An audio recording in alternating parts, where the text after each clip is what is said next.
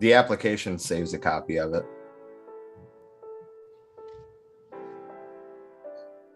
All right.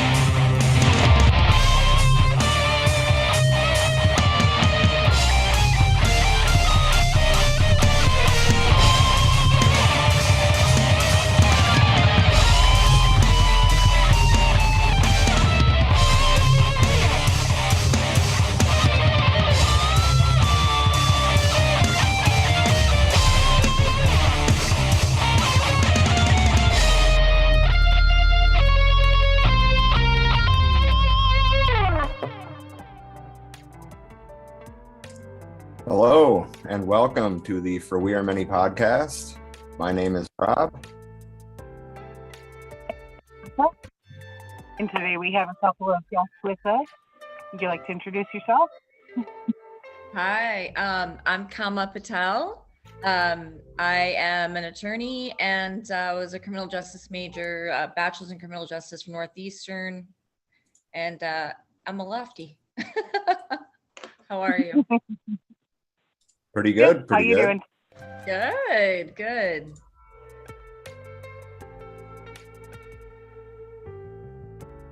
All right. Chairman Jake, you with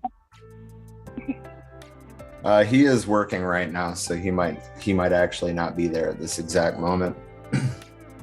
Gotcha. So basically, we wanted to. Oh, he is here. Yeah. Sorry. If you want to go ahead and introduce yourself, you're. Well, yeah, I'm Jake Hansberry. I'm the chairman of the White Panther Party. Chairman of what? Sorry, Jake. I'm the chairman of the White Panther Party. Oh, hi, how are you? Oh, I'm doing good. How are you? Very well. Yeah. Hopefully, we will possibly have another couple of people hopping on later in the stream. This is something we've been wanting to do for a while. Every week in our regular current event show, we talk about police killings or police brutality as a broader topic, but we wanted to really try to, dive in and show how wide reaching this issue is. I guess just for starters, there's a lot to be said around it, but we want to drive home a few key points. For example, every time that we increase funding to police departments, police killings in cases of police brutality go up as well. Mm-hmm. So why do we continue to do that? Or why does the bourgeois state continue to do that would be a more appropriate question. But anyway, just as a example, the state of Connecticut in the last 5 years or so has had Randy Cox, Gordon Cole Jr., Mubarak Soleimani, and I don't have a name for the man who was shot in New Britain, but that's just, that was a 30-second Google search for one state. Mm-hmm. I'm kind of at a loss for words. I really thought that things would take a turn after the George Floyd uprisings. Mm-mm.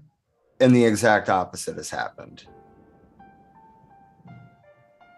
No, for sure. Biden has the most police killings overall in history has been in 2022.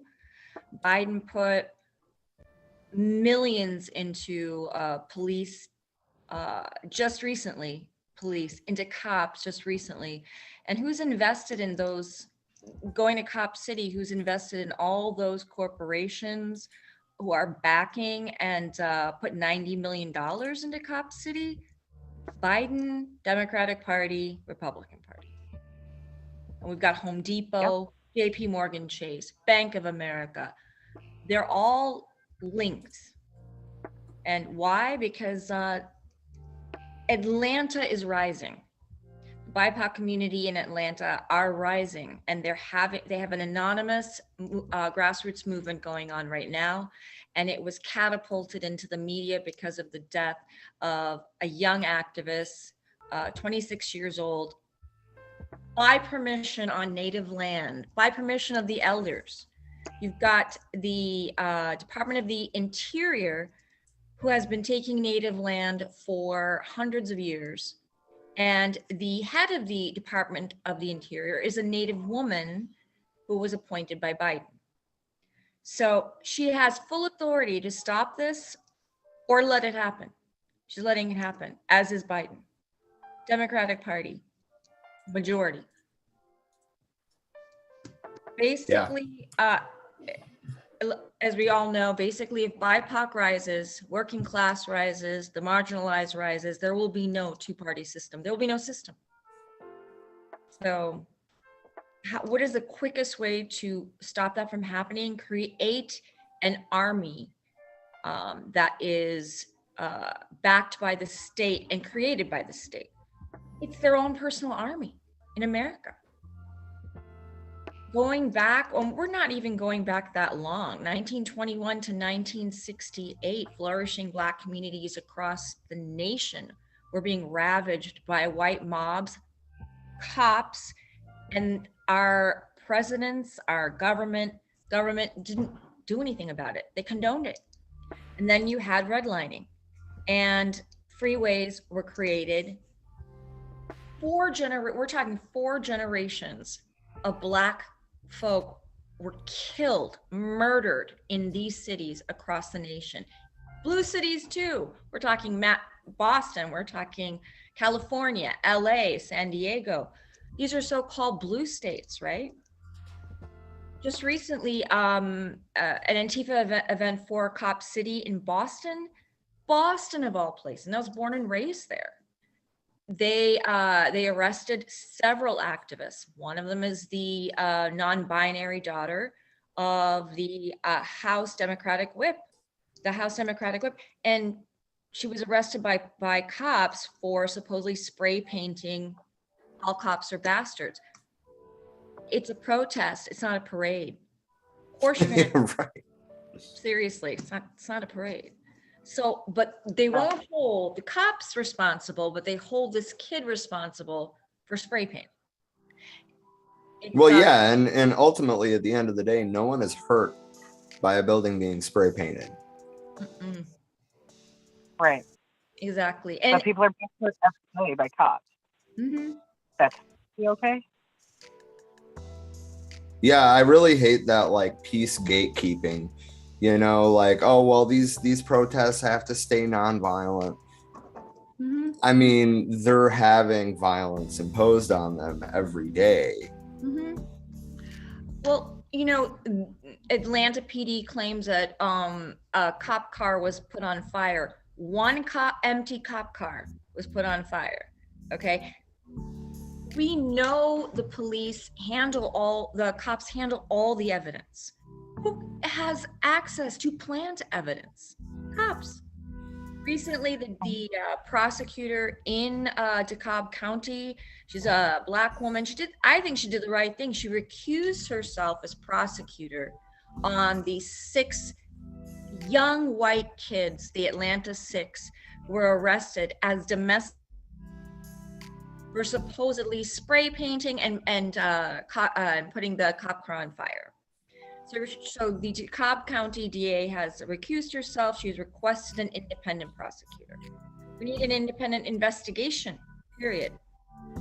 So, and also the cops who killed the young man, who is the 26-year-old young man on Native land, who was actually in, his last name is Manuel Taren. They still can't, they don't have any footage. They claim there is no footage. Of course there's footage. You just don't want to show it. It's and it's alarming to me that there are people still out there who don't know this is happening, even though it's been national news. And part of the reason why is because we're not organized, and people right now don't care. And it's not even young millennials or Gen Zers. I'm not trying to group generations, but it's my age and up, and I'm 50. And I'm seeing that all the time. And the problem is my age and up are still seeing this as red versus blue instead of red and blue versus the people. So Right. it's I feel for you. This is just so painful. I can't even tell you. I was an AIDS activist since I was 16. As an AIDS activist, just seeing people die right in front of me who I was taking care of, and this is happening again. And the only time we were ever listened to, 1987, we shut down Wall Street, just lay in the streets. And there were so many activists who were losing their lives anyways, that they couldn't hold them. I was there observing. They wouldn't let me do anything. I was too young. They couldn't hold us. One was always there to replace the other. But part of that is because they were dying. And they knew they were dying. Now we're here, and I get it. People don't want to be martyrs, but there's gonna be martyrs, unfortunately. Yeah.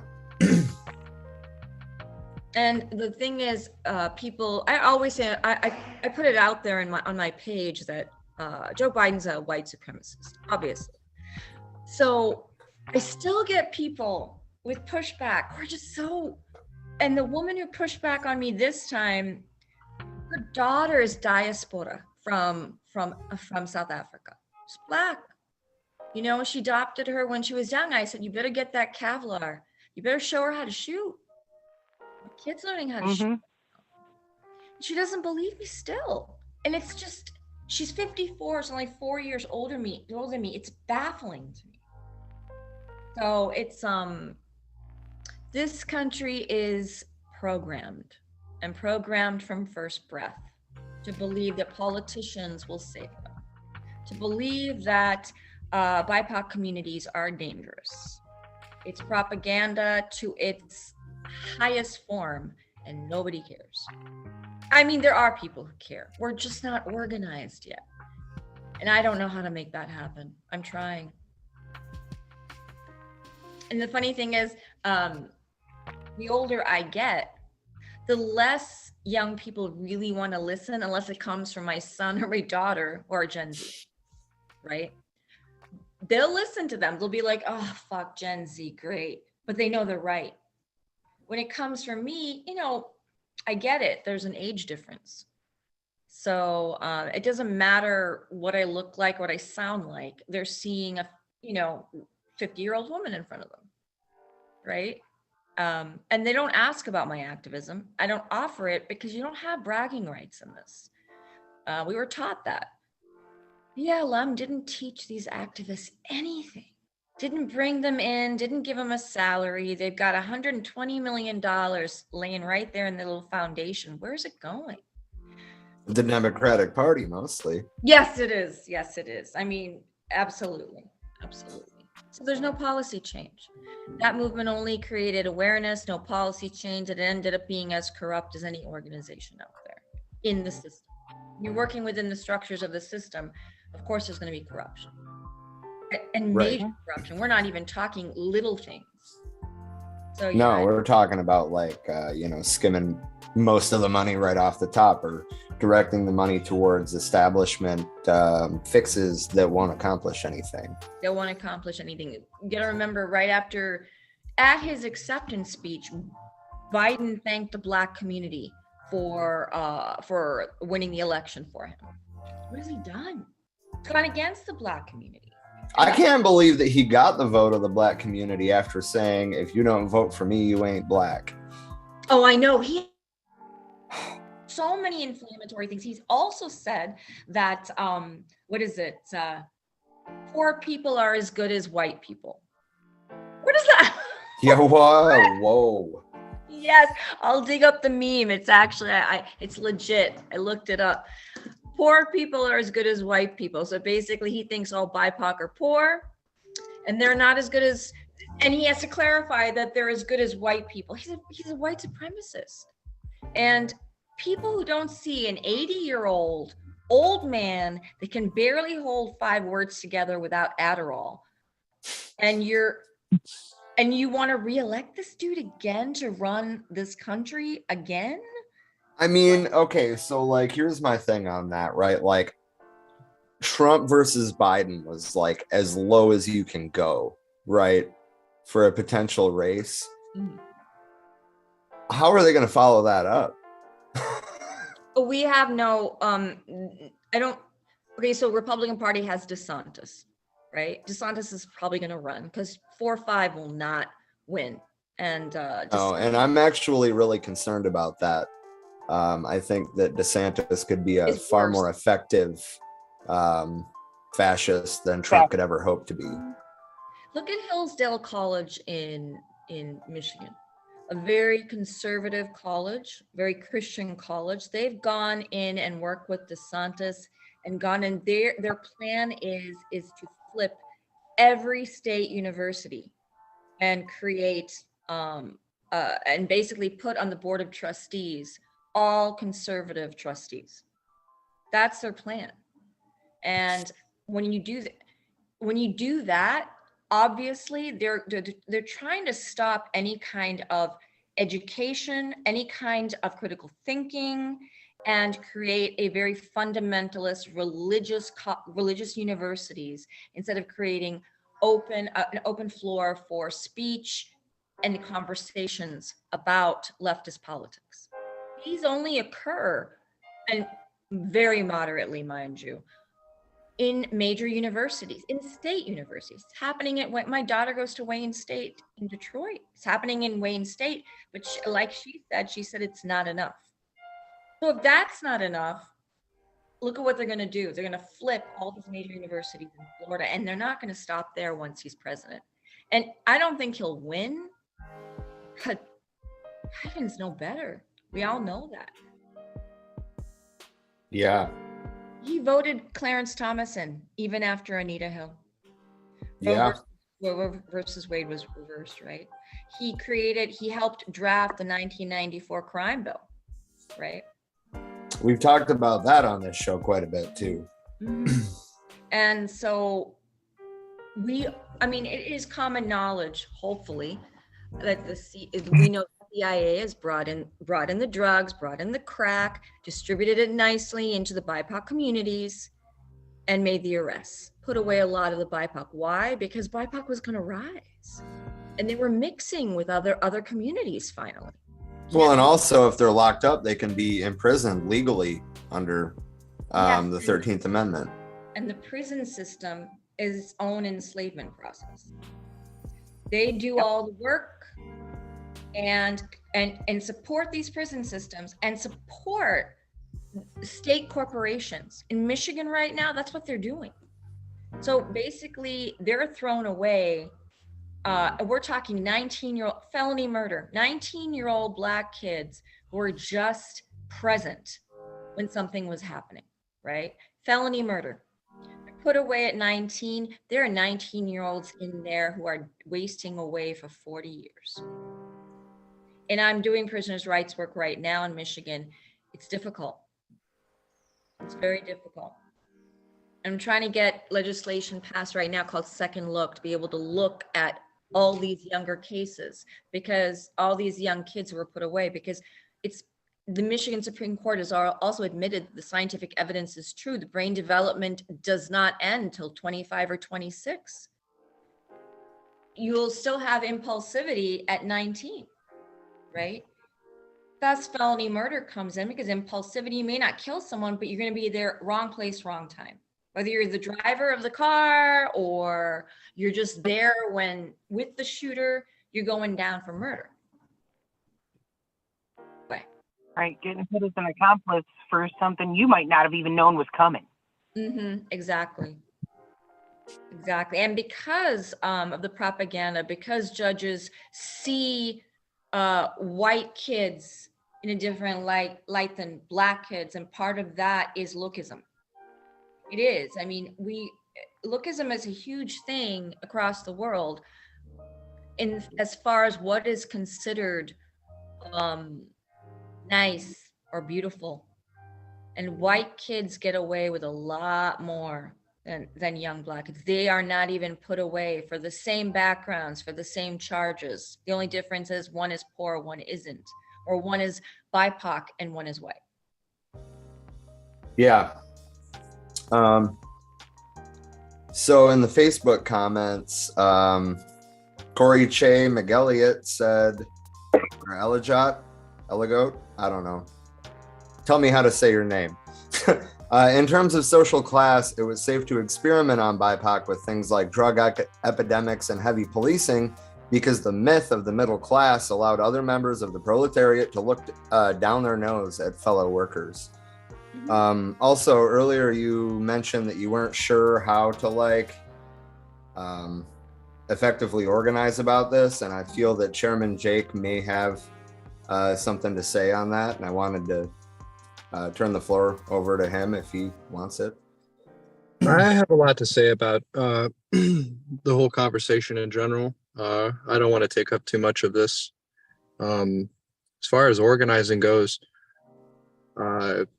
I mean, we really need to develop a connection to the communities we live in.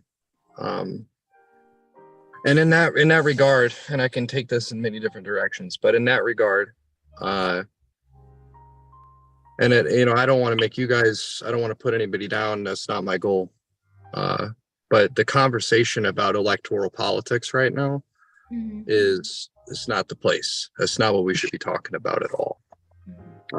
Because that's not what these people are dealing with on the ground. It's not what they're thinking about. If you look at we can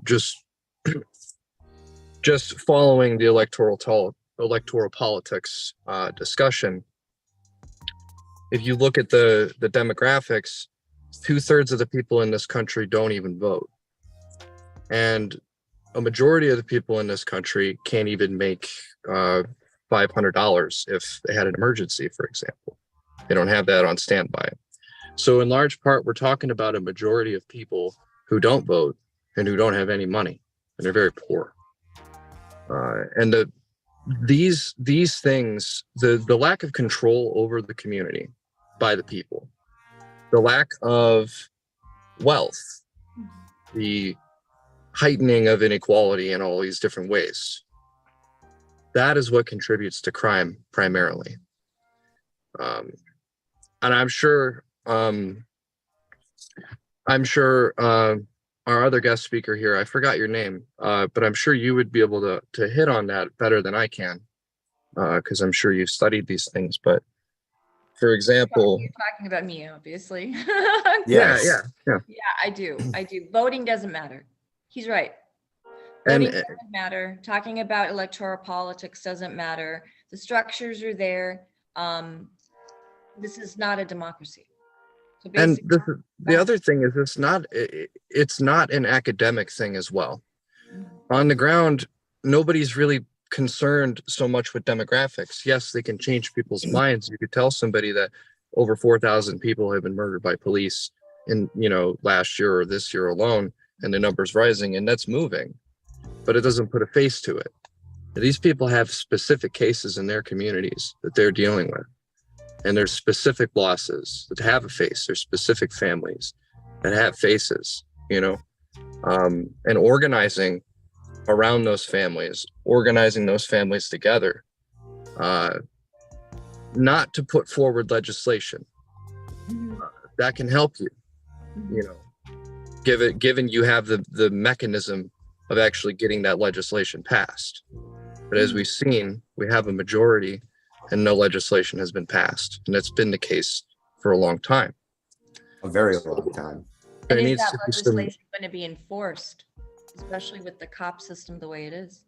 Absolutely. See, and the other aspect of this too is that we have to organize people people affected by issues like this, and we have to get their opinions of the situation. We have to have a study of how they're confronting and dealing with this situation in their own personal lives, what kind of ways we could support them, and trying to build programs around that, trying to build community self-defense initiatives, organizing street gangs to protect these families, to protect these neighborhoods, so that they're not killing each other. They're unified against the state. They're unified against capitalism. There's a lot of different trends here, that I could pull on, but I mean, the main thing that I want to hit home, just to try to drive this conversation forward a little bit, is it is a petty bourgeois academic and privileged position to be arguing about politics in the electoral sense right now. That's not what anybody wants to hear. And we really need to discuss what kind of militant action we can take. And you were talking about, how you guys laid on the street in New York. And that is an example of something that, it's in the right direction, That's but we need to, and that was a while ago. Things have, when Fauci took over and held on to the protease inhibitor research, we were flabbergasted.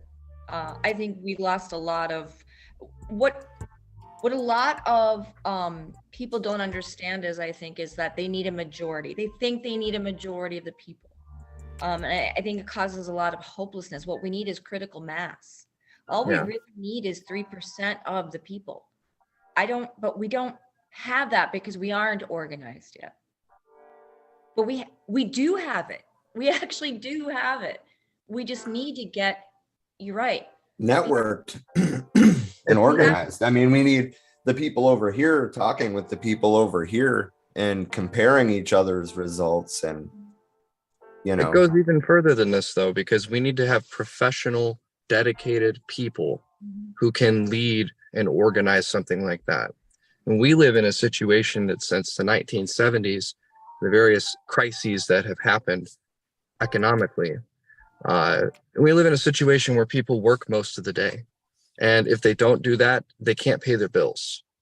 They can't, feed their kids, etc. And that's, so the standard of living that people can have is directly tied to the amount of time they spent, working. So we need to find ways to not only organize, because this police brutality is connected to capitalism, and capitalism is connected to all the other inequities we have in society. So, for example, if you build a food program, now somebody may be able to work, 2 hours less, just because you've been able to feed them. They don't have to buy the food now, and doing that in all these different facets, building a situation where the power on the ground, run and organized by professionals, people who can dedicate themselves to this, is a rival contending power with the government. That's a situation that we need. And that's the only way that we can adequately defend the community. It's the only adequate way we can govern the community. But it matters that we have professionals dedicated that are not sectarian. They're in unity on the issues. They're in unity on a line. They're in unity on, the solution. So, doing that in the divided state of the left in this country, it's going to take a lot of work. But we can't keep tailing the issue. The masses kind of rise up in spontaneous ways in response to these killings, and they don't have any centralized organizers. They don't have any They don't have the means of carrying that struggle and sustaining it. It just kind of flares up and then burns out, you know, very spectacularly. And it's why you see the cities on fire, you know. And by the end of the night, everybody's exhausted and they have no resources available to them anymore because they've destroyed everything. So we have to think about all these things. Most definitely. I know with both in Portland and AIDS activism, it was always, we would do 1 week on, 1 week off. A lot of our gay brothers who couldn't make rent were thrown out on the streets because they were too sick to work, right? So we took care, a lot of lesbians, I'm queer, a lot of lesbians in the community took care of our gay brothers and support. You're talking exactly what we did during AIDS activism. We supported each other. We took gay brothers in, we took care of them, right? We were changing their diapers, we're cleaning them, we were feeding them. We were going to work while we were in college. We were going to work to basically sustain our friends and be able to take care of them, and also to be able to fund all the organizers who are actually going out there and marching and laying in the streets. So I did a lot of the grunt work because I was young, but that was the last movement in recent years that I saw actually be able to organize like this. And it was all racist. It was across the board and everyone was on board. But the thing is, because that was something that actually hit mainstream, celebrities, all these people started dying. It got, and Liz Taylor took over also, it got a lot of attention. Everyone's afraid of being, privileged people are afraid of being uncomfortable. They still see police, they still see cops as people who protect society. And they don't protect society, they protect property. They don't even do that well for people, right? They're only doing it for the 1%. And we know that. And you know that as well. I'm not trying to preach to the choir here. But it is going to be hard work. I mean, what do you think? Do you think the left is lacking a vision? Is that what we're No, it's not a lack of a vision. More or less, and you'd know this too, more or less every person you talk to who's active, they have a clear vision of what they want. Right? They don't all match up though. And to get to any particular place, right, to have, okay, so say you have a goal of, we're going to have such and such food program, such and such jail fund, whatever it is, right, by next year, right? How you get there matters, right? We all have to figure out exactly which social practices are working in the particular communities we're at. And that'll inform ideologically where we're going. If it's the case that anarchists, for example, aren't able to create a statewide mutual aid network, for example, if they're just unable to do that, right, then that means that they need to shift to some other kind of program. You know what I mean? But these are the hard lessons we have to learn. And the only way we can actually learn them is by having dedicated people who can go out and do that work consistently. That's all they do. You know what I mean? And getting to that, we should, on a nationwide level, really, take up the position that when you're going to engage with an organization, you're going to join it, right? There are certain levels of commitment that come with that. And at the highest level, the level of commitment, it needs to be treated like you're joining the military. You know, you need to be ready to put your life on the line. You need to have a clear understanding of what kind of time you're going to put into this. You need to have an understanding that you may not be able to go home every night and see your family, right? You need to be willing to take the risks, willing to make the sacrifices so that we can have a better world. Because it's beyond just the community. It's the world we're talking about. For sure. What kind of organizations out there under a capitalistic system actually are helpful? Are we talking about nonprofits here? Or are we talking about actual grassroots organizations that are out there? Because I don't see any movement out there. I'm talking about militant, working class, or lumpen proletariat movements. That's what I'm talking about. So an example, there's a set of organizations that came together, White Panther Party included. We made the Second Rainbow Coalition. The Black Panther Party, White Panther Party, Brown Berets, Young Lords, all of us came together to make this organization.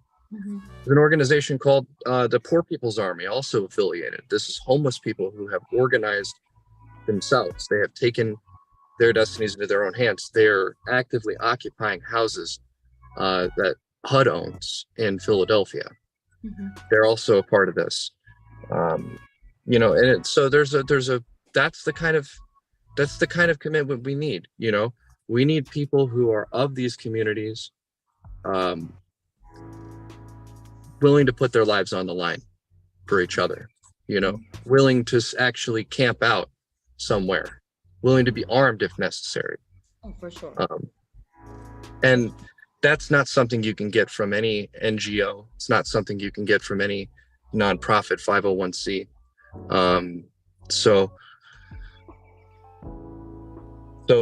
you know, building those connections with the community, getting the community to certain, doesn't need to be all of them, like you were saying, getting specific key community members who can organize to be willing to take a commitment like that, right? Treat it like they treat their own life. That's the only thing that's going to get us out of this situation. Being unwilling to break the law, you know, that's a tendency we need to do away with. Being overly concerned with your own safety is something we need to do away with. Right. Right. Sure. These are things that are reinforced by the conditions that petty bourgeois people live in, or individualists live in, who are striving to get to that position. And it's not helpful, and it's rampant in the leftist community broadly. You know, we got to be scientific about this. So, Agreed, 100%. 100%. So how does so I do have a lot of connections in the community, but I'm also not, at least in Detroit and Ypsilanti, which is in Michigan. But I'm not in the community, right? I do have privilege. I have a law degree. I'm already helping, but it isn't enough because a lot of the organizers in Detroit are connected politically with one of the parties, obviously the Democratic Party. And no matter how much they call out a party, they're still working with them. It's why we don't have a lot of marches in Grand Rapids against the cops. It's why we're not having the marches anymore against cops in Detroit. I'm trying, I mean, getting affiliated with the White Panther Party, is that something that is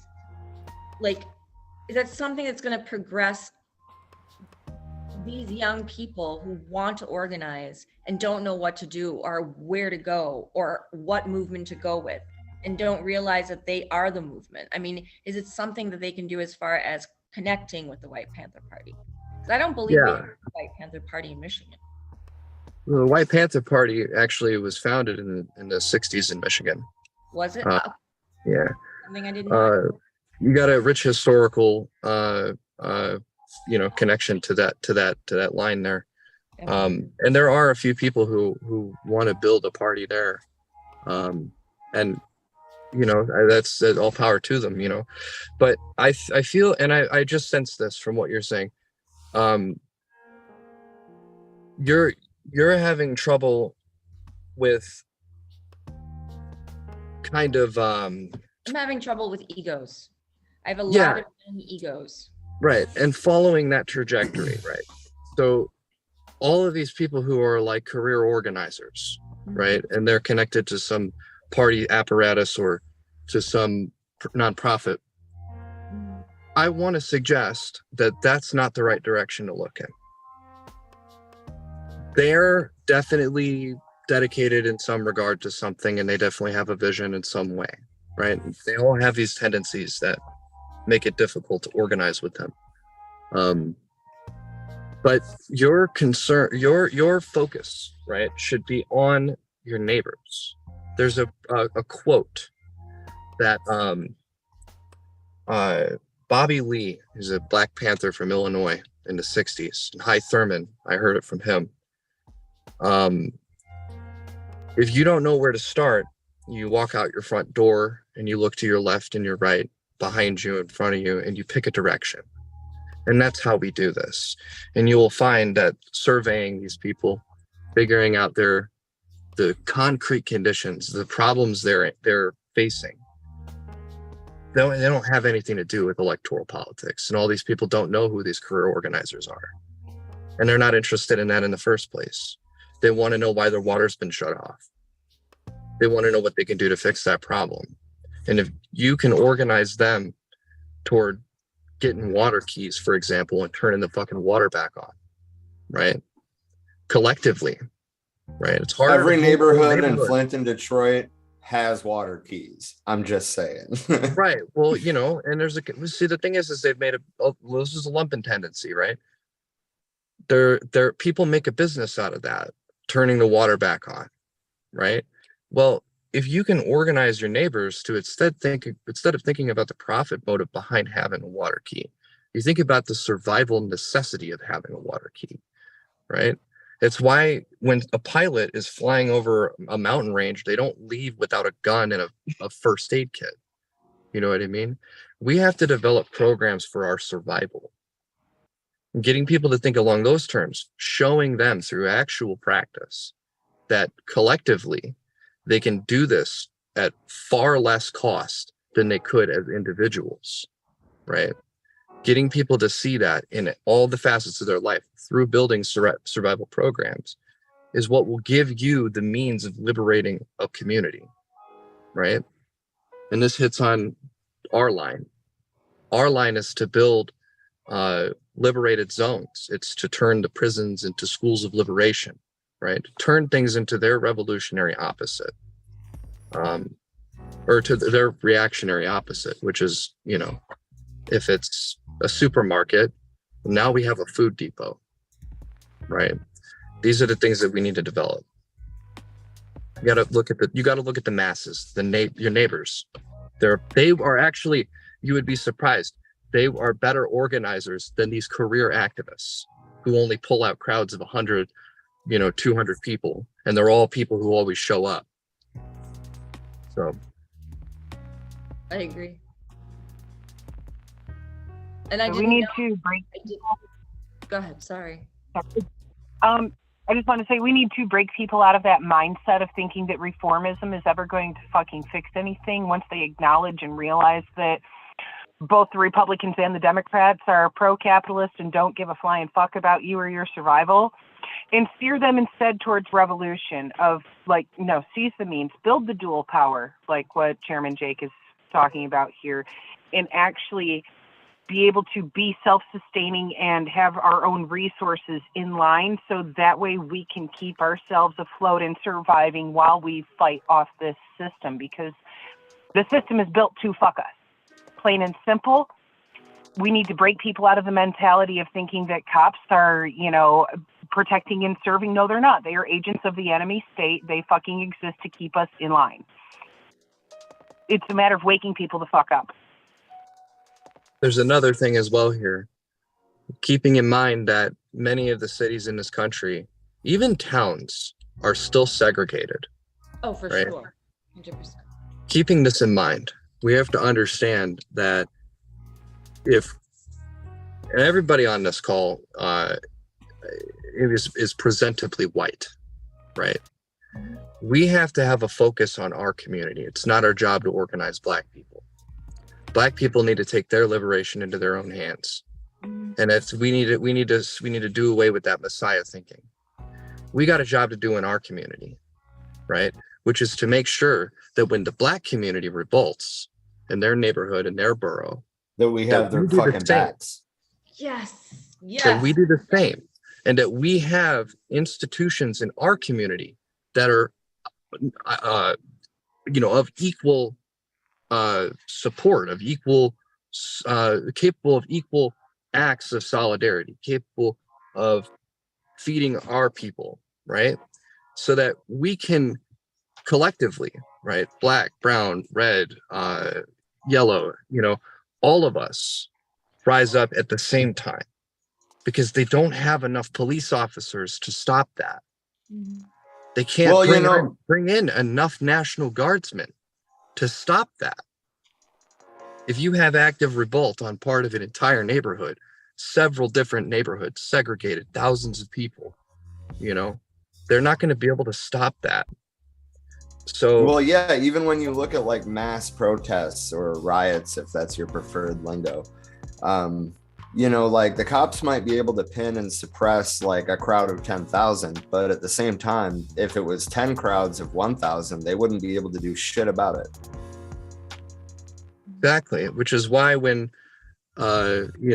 LA erupted over Rodney King's killing, they had to bring in the National Guard. Now imagine if the whole city was up in arms, right? By and large, that was a black rebellion, But if you had everybody out there, and instead of the race contradiction being the one that everybody was looking at, right? If they were looking at the state contradiction, the class contradiction, right? And organizing themselves to turn these contradictions into their opposites, you would not have had a situation where the National Guard would have been able to quell that.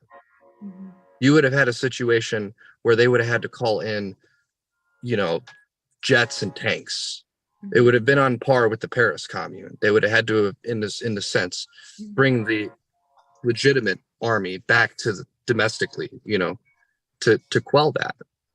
And that is the situation that we need to get to in every city in this country. We have to have a centralized leadership that can help drive that struggle. So. Let me ask you something though. A lot of communities though, a lot of people want to devote their time and energy to this, to the movement, or to, basically, no one knows how to shoot a gun. They don't. These young kids do not even know how to pick up a gun, let alone shoot one. You'd be surprised. You live in a city? No, I'm from Boston. I lived in Dorchester and Roxbury, which were hoods around Boston. They're gentrified now. But this was a long time ago. I'm 50 now. So I live in a lily white neighborhood right now. I live in semi-rural Indiana. And I don't know a male my age who doesn't know how to shoot a gun. And a lot of them. And so, you got to remember, we often underestimate what we're capable of, we have historically on the left.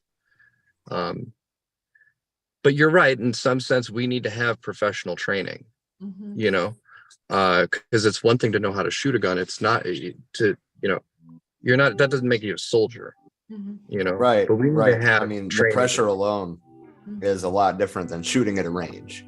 Yeah. Well, we one need thing that I've noticed that has been a huge problem is a lot of these white kids who want to help and do the work aren't willing to put their lives on the line, number one. And number two, they don't know the history. They don't know anything about the history. And they think privilege conversations about privilege actually creates divide.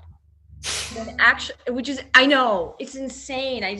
When I heard that the other night at an event where there was a lot of young millennials, no Gen Zers, but a lot of young millennials. We're talking, 24 to 35.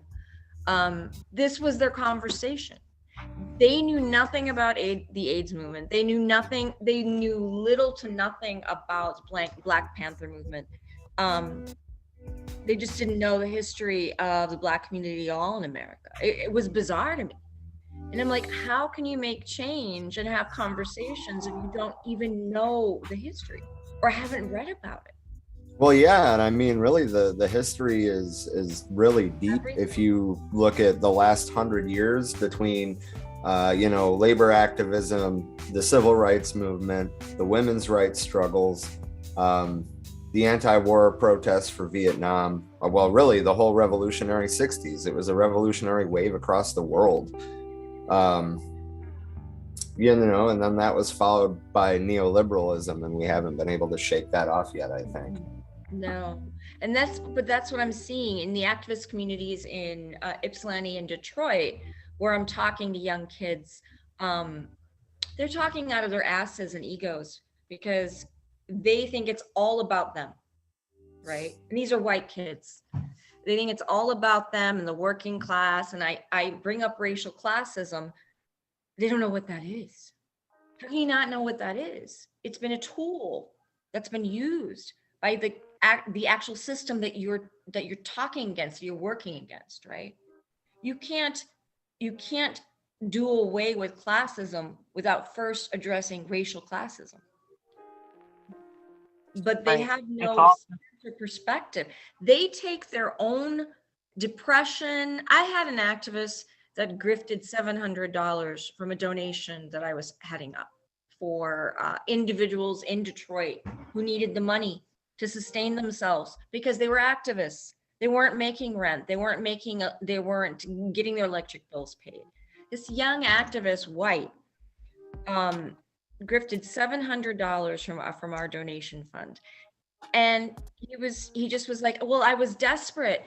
I'm 25 years old, 24 years old, whatever. I have borderline, I have this, I have that. And I'm like, Fred Hampton assassinated at 21. Just recently, 26-year-old kid in Atlanta assassinated by cops. You have no excuse.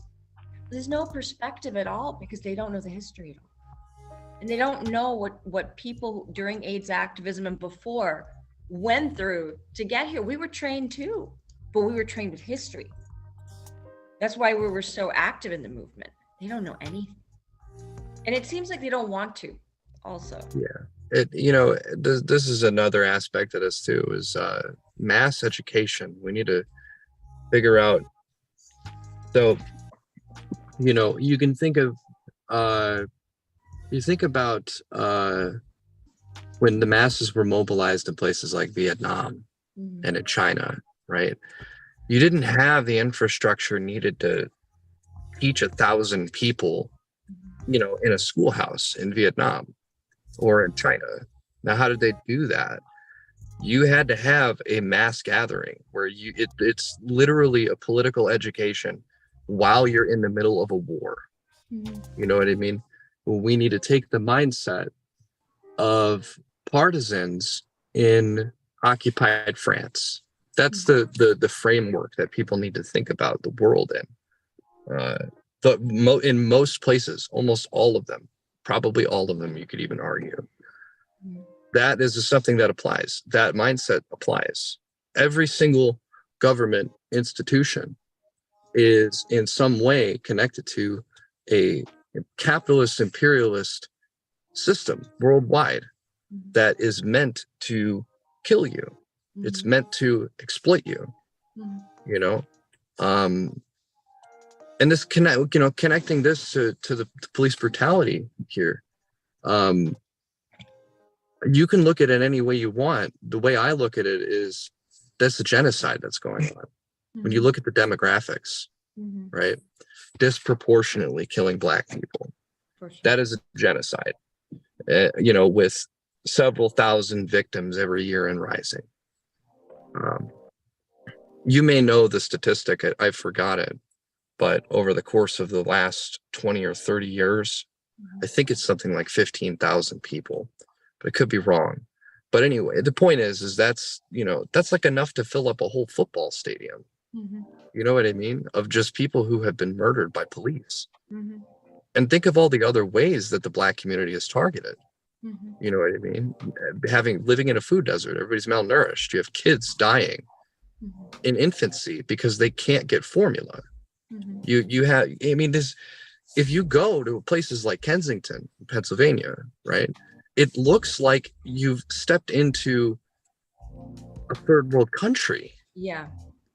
This is the conditions that many, many, many millions of people are facing.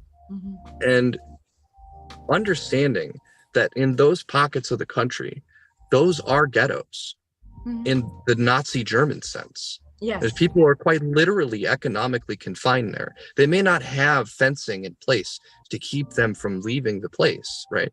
They may be able to walk, you know, into the next neighborhood, but then they risk getting killed. They risk, you know, a myriad of different things happening to them. So understanding the reality of that situation,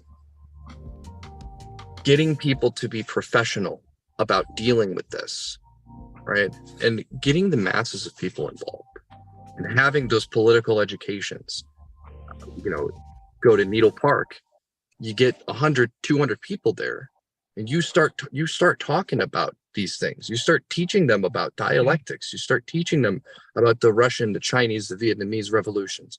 You teach them about the Black Panther Party. You teach them about the AIDS crisis, you know, you teach them about the Stonewall riot. You do all these things and you get them involved. You don't need them all. You just need, 5 to 10 of them. Put 5 to 10 people, get the commitment from them. You know, if we all can do that, put that kind of work in every city in this country, we will have limitless potential to organize the masses towards solving this. So, you know. Mm-hmm. Can I ask you something, Chairman Jake? It really doesn't matter, but what's your age? How old are you? I am 23. Holy shit, you're amazing.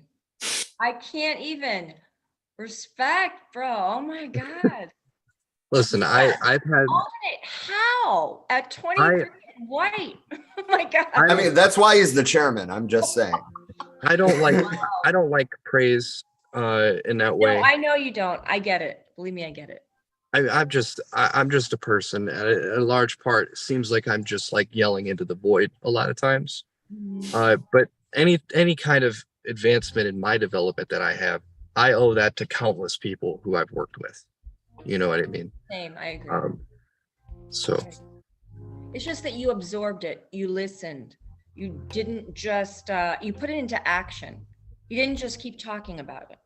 And you didn't whine and complain about your feelings.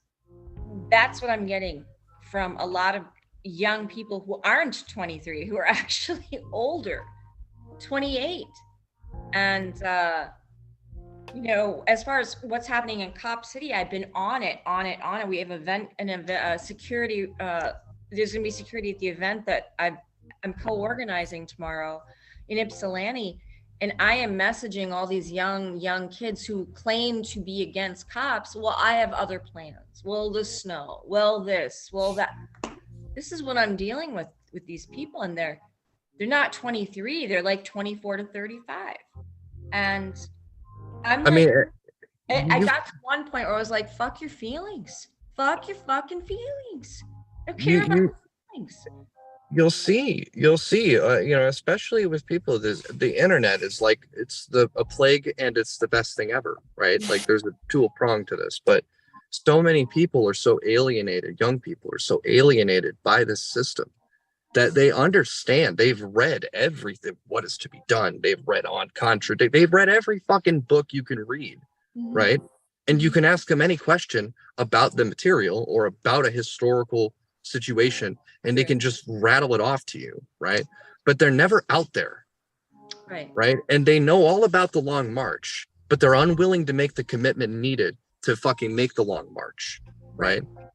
They understand that what people have put themselves in, the situations they put themselves in, consciously, right, on the one hand, and completely out of necessity on the other hand, right? With the, people committing class suicide or, rising to the occasion as a revolutionary across history. They understand these things, but they're not willing to engage in that. And I don't understand it. I think that there's just a lack of, there's nobody they can really commit to that's on that level near them, and a certain degree of that is actually earned. A certain degree of willingness to commit is earned. Sure, definitely.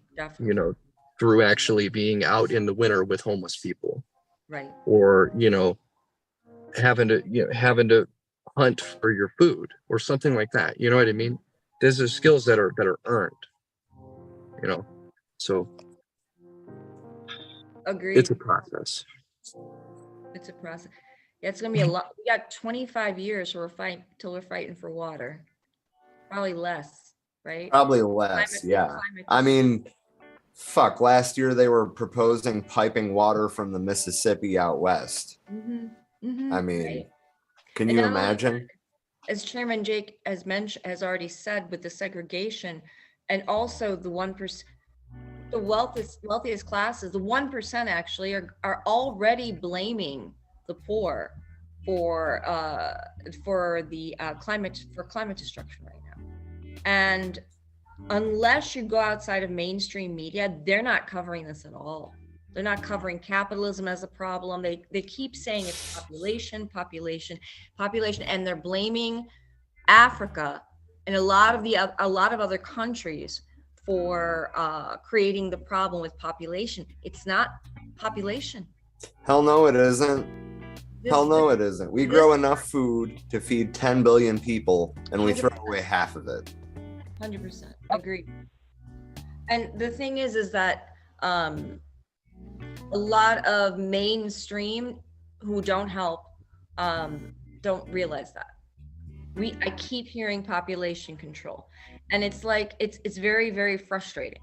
The young, of course, they read every book, they know this, but putting it into action for them, they're very fragile. Yeah. I'm not sure what I mean, my husband's an ER doctor. And even through college, we were training. I learned to shoot well because of AIDS activism. We were doing the work. It just you got to remember, I mean, the advancements technologically, in this country, you just look back, you talk to somebody who's 90, something like that. I mean, they remember when, people didn't even really have like telephones in their homes. You know what I mean? And they had to do things to survive that young people today find unthinkable. And they didn't have a choice. And to talk to somebody, you had to go next door. You had to speak to your family. You were very, there was a mass chasm between you and somebody far away, and it's not that way now. So a lot of times, the vast majority of young people, they're getting instant gratification from this connection with people that they can have anywhere in the world instantly. So they're already got their social, and it's not real, it's fake, right? And they're addicted to it because there's a chemical involved in it in their brain.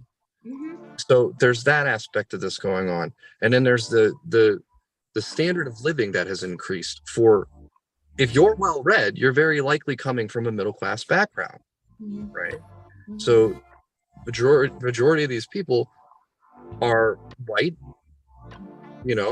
they have all of their material needs met in some way, or they have had experience in an upbringing where that was the case. And they haven't been out there struggling to survive, They're comfortable. They're very comfortable. They have no idea what's out there.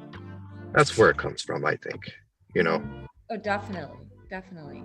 Privilege has made them very comfortable. And now they don't want to have privileged conversations because they think that it's never gotten anyone anywhere in the past. Actually, it's educated a lot of people on their privilege and realizing that, yes, we have to build a white community. We have to build a pastor community in order, exactly, when the black community, black and native community, black community basically rises, we have to be there for them and get their back. But they don't see it like that right now. And the thing is, I think it's just lack of education. There's also a lot of liberal tendencies that are going out. Some of it's actually the language. And I've talked to a lot of old head activists. This term ally, for example. Oh God. Yeah.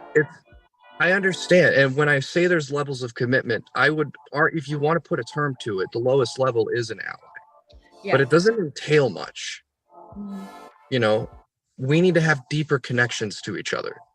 Comrade is the term that I use for people who are Yeah. closest to me. And it's a term that is more endearing than family. 100%. You know what I mean? That's somebody that I would actually trust with my life. Right. You know what I mean? And I've had my comrade offer to give me a bulletproof vest. I've had my comrades be willing to come and fix a broken down AC unit. I've had my comrades be willing to get me out of terrible financial situations, you know, and we would all do that for each other. And that is the connections that we need to have. And we need to have actual experience in the struggle. And this is something that only time is going to be able to get, is only going to set it, you know, only going to be able to set into motion. This generation alpha that's coming up and my generation, Yes. right? Yeah. We are conscious of the problems in society. We are by and large far more radical than millennials. Oh, you are. I have two But- Gen kids. Yes, for sure.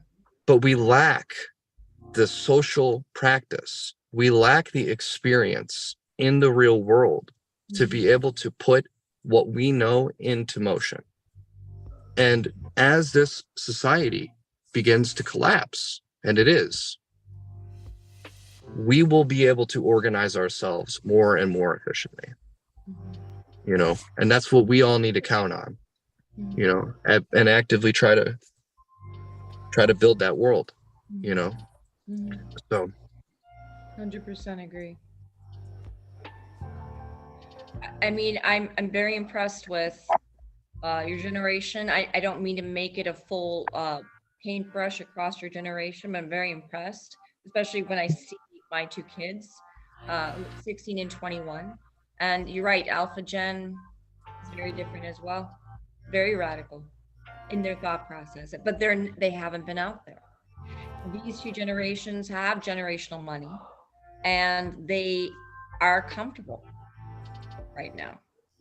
So they don't know what to actually expect or see, except for the fact that they are conscious of the realization that we are heading towards climate destruction and they are going to have to deal with it themselves. I mean, my kids already know I'm going to be dead in 20 years. It's something that's going to be they know it's going to be put straight on their shoulders. And I think a part of them are a little bit scared and a part of them wants to do as much as they can for the cause. But they just don't know how to do it because they haven't been out there. the liberalisms that I mentioned, or I agree with you, by the way, the liberalism and the climate situation is absolutely terrifying. We all recognize that we're inheriting a world that is collapsing. And that is, there is a certain, and I don't know if the older generations really understand the kind of weight and depression and anxiety that induces on us. There's no way that we can shake anybody into realizing that, right? But it's almost crippling. So the people who do know some of these things, right, are crippled by that fear. And there's a certain nihilism that has come into the play as a result of it. Which is, that is also some form of liberalism. It's defeatist, really. But the other thing is that the people who dominate the scene of activism, right, they're connected to these nonprofits. They're connected to the Democratic Party, right? And so they use language. There's like a postmodern tendency here that nothing has any meaning, and it's just how you use it, right? So they'll use the language of revolution, but it's just to lull you to sleep, right? So these terms like ally or boots on the ground, right? Boots on the ground means something, right? And when we were in the Iraq War, when somebody said boots on the ground on the air, for example, they're talking about soldiers in a war zone. You know what I mean? Putting troops there. When activists here use that term, they mean flyering for a candidate. Yeah. Or putting up a tiny table somewhere and, you know, giving out like $50 worth of food. Yeah. That's not boots on the ground, right? You're in the right direction because you're trying to change the world. But that's not, it's not material, man. We're lacking a material, something of value here to people who are actually oppressed. You know what I mean? And, you know, so there's being slipshod in work, right? You got people who are just lazy. They don't want to be able to, they don't want to put in all that work, right? For whatever reason. You got people who don't want to follow what a collective has decided is the route to take. And they go off and do their own thing. And it fucks everything up. It creates a division. There's a sectarianism that comes out of it. Right. Then you get breakdown in efficiency of whatever you guys are working on because they're doing their own thing, right? You've got people who want to talk more than they want to listen. That's another issue. We all have something to learn from each other. I mean, go on and on. We're not perfect, my generation. You know what I mean? So I just want to make that clear as well. You know, and a lot of us aren't educated either. Right. What is your background? I know you don't need accolades. I haven't met anybody like you around here or in Boston. Well, okay, so my dad was a steel worker at US Steel. I come out of a mid to lower middle class background, in a basically predominantly white community. It's segregated. How did you get into this work then? And what age? Were you 16 like me? Because no, I was not that long ago. I was like 20. Okay. Yeah. What ended up happening was, you know, I've had a long trajectory. My family was very right wing, like fascist almost in the views. My dad had these, like he supported Netanyahu, for example, in Israel. Like that's fucking extreme. That's like a level of fascist imperialism that's like, you know, it's unthinkable for me to think about supporting now. But I have family members who are they have actual ideological Nazi views, you know. So I come out of a background that is essentially a fascist background. And that was my worldview for about 5 years old up till 15 or 16. When I started having conversations with a close friend of mine who's an anarchist. And over the years, it was just a one step from the right over to the left at a time, you know, figuring out that I was wrong, you know. Wow. And about something, you know, trying to fervently debate him to prove that I was right, finding out that I'm wrong and there's nothing I could do about that, and having to accept that, and to eventually just not giving a fuck about being wrong. You know what I mean? And to just take it, you know, let the wind take me where I, you know, am correct, or I have a belief that I agree with, you know. In 2020, my workplace was shut down because of the George Floyd protest. Right. Nobody went to that protest except for me. I didn't go home. I went and went to that protest. And from there, it has been one thing after another. So, and I was already a socialist at that time, you know, but it took something happening at work to get me to go out and do that.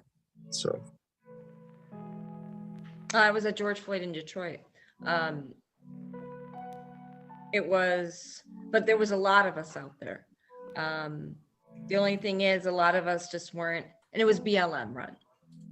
So a lot of us, so I was one of the older activists. I was with very young people who were Gen Z, they're minors, and I stuck close with them. I was given that responsibility. So we saw what was happening. We didn't get close though. But that's just it. There are just so many, like I said, organizations like BLM created awareness, but they haven't trained anybody. They could have taken this money and actually given money to activists, given them an hourly wage, trained them, and they just didn't do any of that.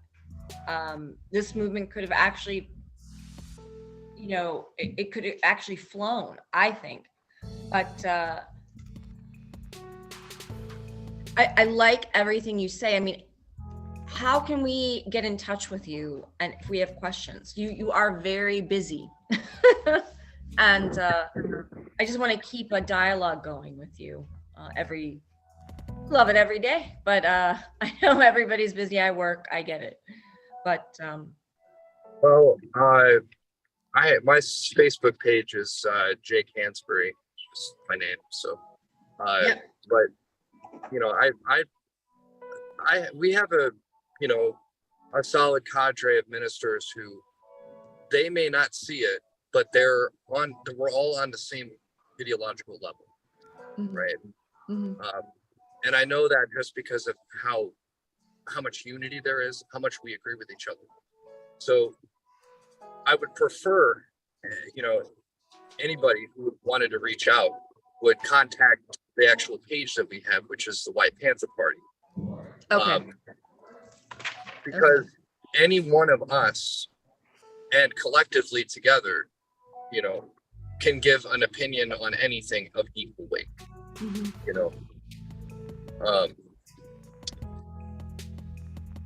So that thing, just to answer your question. Mm-hmm. Thank you so much. Yeah. Okay. This is really good to know. Okay. I have a lot of other questions. I'm just very, I feel very supported right now. You don't, we got to talk about police brutality, man. See, I'm interested in hearing what you have to say about the statistics involved here. Okay. You're talking about statistics. So in particular, what exactly are you asking? Like, I don't know, man. There's philosophy behind this too. Like, what is the academic read on this situation? What is the root cause here? What are the statistics involved as a result of this epidemic? You know what I mean? Like, to put it more specifically, I don't have like any specific direction to take it in. I just want to know more about the issue. Okay, so as far as the police brutality, what I am seeing is that, and you're probably in agreement, is that the more and more information that is disseminated on the internet about history, whether it's, and because there's a huge wave of anti-racism and history going through Instagram and TikTok. A lot of young people are on these particular, platforms. Facebook is a very old platform with very old school ideas. You have more older people there who don't know a lot of what's going on. The thing is that police brutality has always been there. It just hasn't been out there. This is nothing new. Police have been, war on drugs, Reagan. That was a total, that was police brutality in its most insane, and people don't know that. Young Black kids were getting arrested, killed, mostly arrested left and right, put in the prison system and locked away. This was not on mainstream media. We didn't have internet back then, right? The history of police has been the right-hand weapon of white supremacy, right-hand weapon of capitalism. In order to keep the masses from rising, because now they're seeing that there is actually going to be an uprising at some point. The wealthy classes that are owned by that own the two-party system in America don't want that to happen. Look at the railway strike. Look at what's happened with Amazon. Look what's happening with unionizing Starbucks stores. Like these things weren't happening or at least it wasn't being talked about. People don't realize that police were being used to crush unions. And this is going back, we're talking going back hundreds of years. So what you're seeing now isn't an increase. It's always been there. It's just never been talked about. And there haven't been non-mainstream resources, both on YouTube and TikTok and other platforms that have ever talked about it before, because it was no internet. Now they're talking about it. Now you've got private chats that young kids are in, and they're talking about it. And all of these platforms are being monitored by the 1%. There's no way that they're not. So basically what I'm seeing as far as this facility that is going up in Atlanta on native land, $90 million put into it, they are preparing for that uprising. An uprising is already happening low key in Atlanta. There's a grassroots organization that is anonymous. They haven't named it. And basically it's a preparation for the future. And that's what I'm seeing as far as why you're seeing more supposedly police brutality. It's always been there. It just hasn't been talked about at all. People actually had a lot of faith in police going through up until now. And even now, only 55% of America in these polls, however, see cops as a problem. And this is after Uvalde. This is after all kinds of, after George Floyd, after Rodney King. I mean, after all these incidents, we're still brainwashed into thinking that police are our friends when they're not. And this is going back with propaganda. And you got to remember, and you know this already, that cops up until 1968 were still hanging Black kids from trees. That was never photographed. That was never out in the media until white allies, but back then they were actually allies, white allies were getting into the fray of the civil rights movement. These pretty boys were getting beaten up, and they were putting themselves out there. I mean, the March on Selma, the first ally to put himself out there was a friend of Representative Lewis. And he got out there and he got his ass beat. He was in the hospital. And he was the first white ally on Selma. He was the first guy to be beaten. And that made national news. So it's like this wasn't being, and you got to remember, MLK's civil rights movement was 62% of America, including the Black community, didn't think there was anything wrong with the way the Black community was being treated. That's how propagandized we were in the 50s and 60s. So what we saw was a huge worldwide change. But in 30 years, from 1940 to 1974, the whole planet changed. If you look at photographs from the 1930s in communities, and the way of even the landscape of the planet, in just that span of time, hundreds of years of progression happened in 30 years. And then it stopped. And I think we're going through another phase right now due to the internet. And the reason why it stopped, part of that is because a lot of Black leaders were taken out. Malcolm X was taken out by the CIA. 2 Black men were blamed for it. They were freed recently because there was no connection between them or Malcolm X's death. MLK was taken out. Black Panthers were destroyed. Propaganda about the Black Panthers as being misogynistic, on drugs. None of the lunch programs were ever brought out about what the Black Panthers were doing, the education they were doing. Even in Forrest Gump, they're being shown as militant, misogynistic drug addicts. So when you have all this propaganda going on, no one's going to see the truth. Everybody's programmed, right? So what you're seeing now is not an increase, like I said, it's just always been there. Statistically, I don't have all the statistics in front of me because I think I was told that we were going to be just talking about, I was going to be talking about more about what was happening in Cop City, but I can get you statistics. That's not an issue at all. The thing is that, like I said, it's just, I can't remember who was it. I think Bell Hooks said this before she passed, she said that nobody was listening. This has been around for hundreds of years. And the cop system, when you go from hanging black kids from trees to now they're using black men as faces for target practice. This is generational. This keeps going. This is taught in every police union.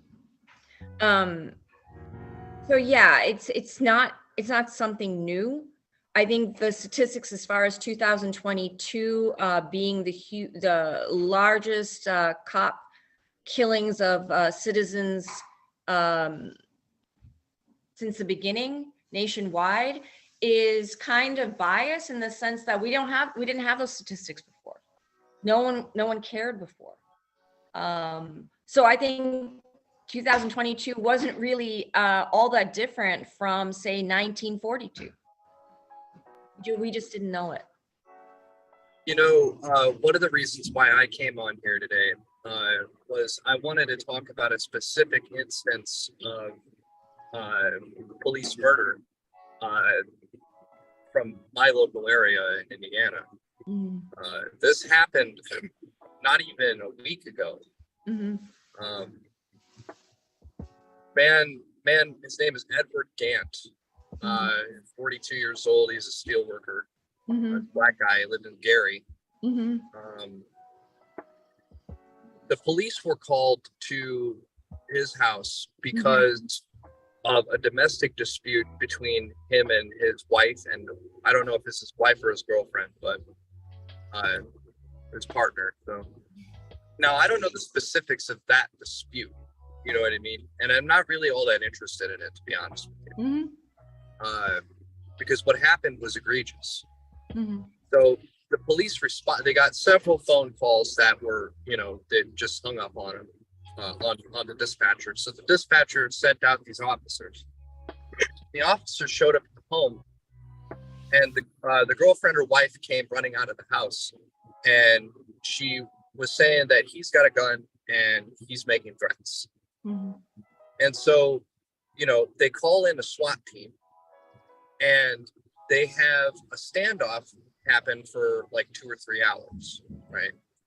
And he eventually came out of the home with the gun held to his head, and he got in his car. Mm-hmm. And then the cops surrounded the car, their guns drawn, probably yelling something on the effect of "put the gun down, put the car in park," whatever it is, right? And then they killed him. No questions asked, just executed him. That is a state execution. That is an extrajudicial killing. Mm-hmm. That is something that you see in a fascist country, and we live in a fascist country.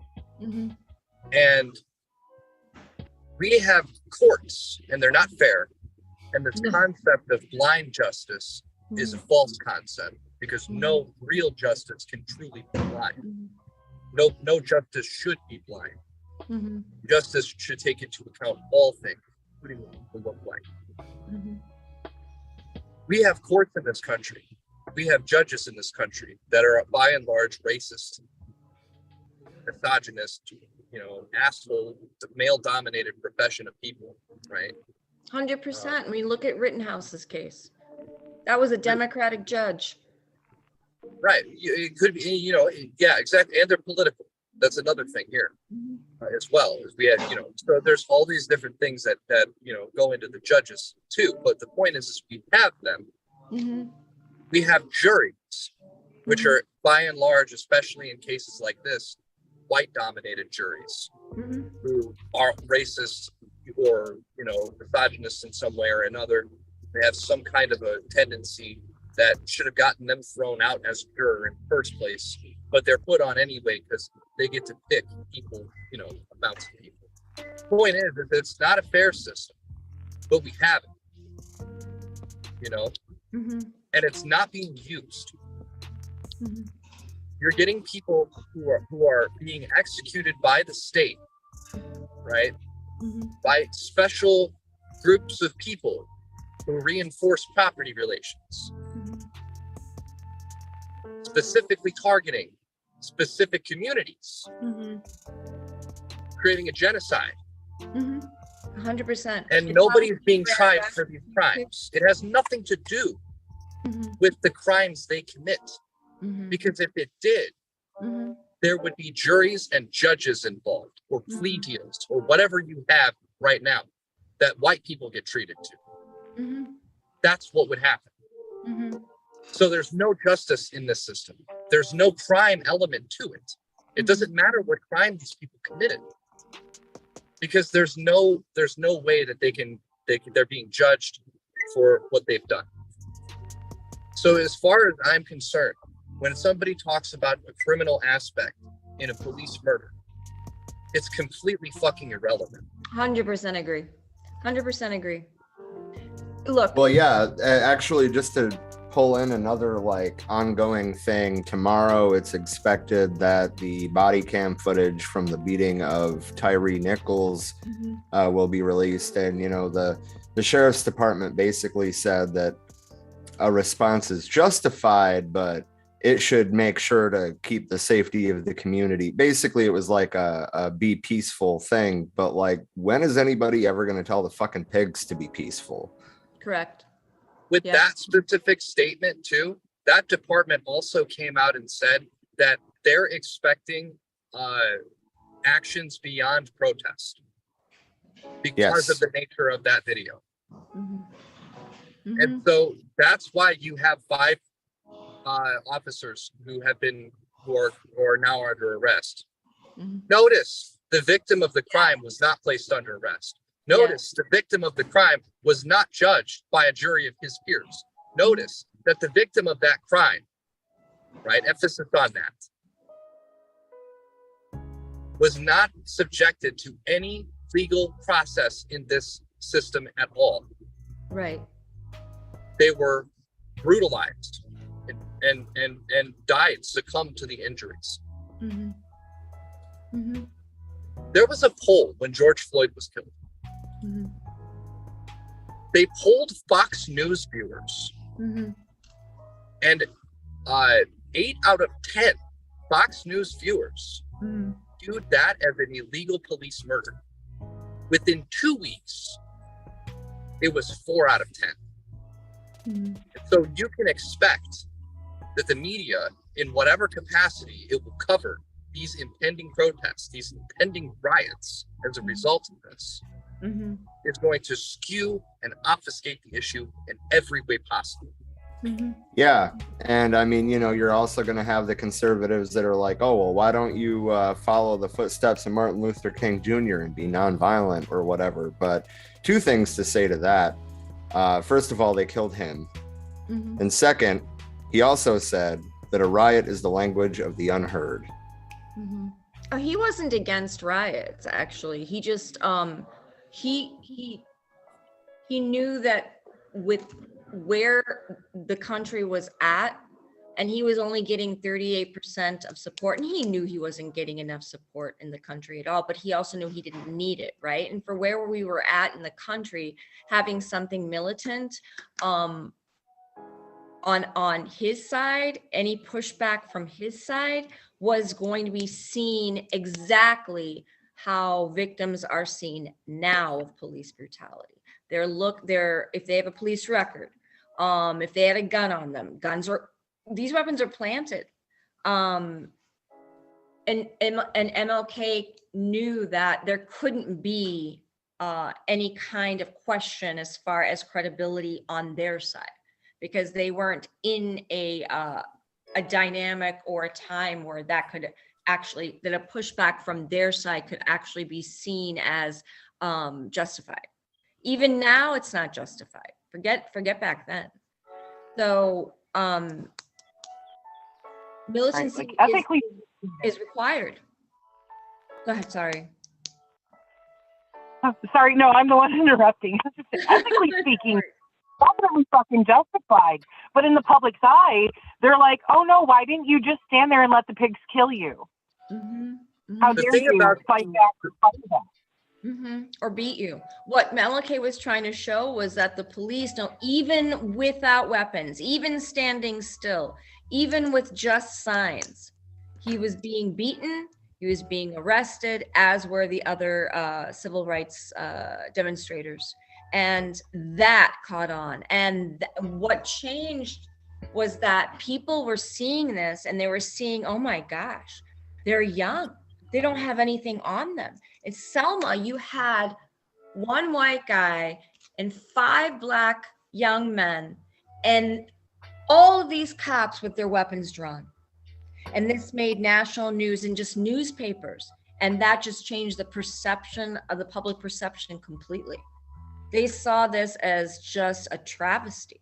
They started seeing exactly what was happening. And that changed everything. The problem is now, because they have paramilitary weapons, because they have they've always had the backing of the state, because the police is the private army of the state.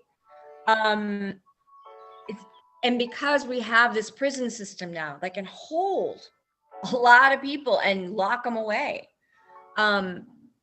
things have changed. The militancy is definitely required now. It's just, like I said before, these kids don't know how to be militant yet. They don't know what that means.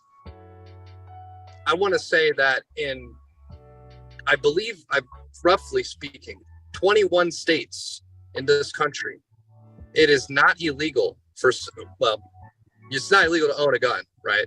Mm-hmm. But you have open carry laws for Correct. long guns specifically. Mm.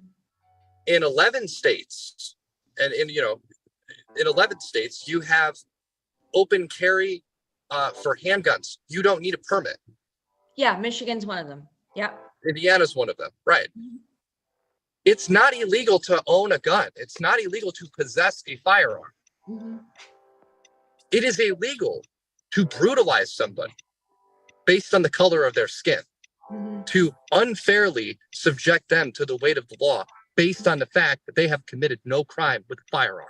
Mm-hmm. That is illegal. It is not a justification for murdering somebody when somebody has a gun on them. Mm-hmm. Well, It's to not go a back justification if they to have drugs. George Floyd, he was executed by the police for a counterfeit bill that probably wasn't even fucking counterfeit. Mm-hmm. Well, not only that, the connection as far as community, as far as Chairman Jake has mentioned, is that the person who called in that counterfeit bill was a person of color.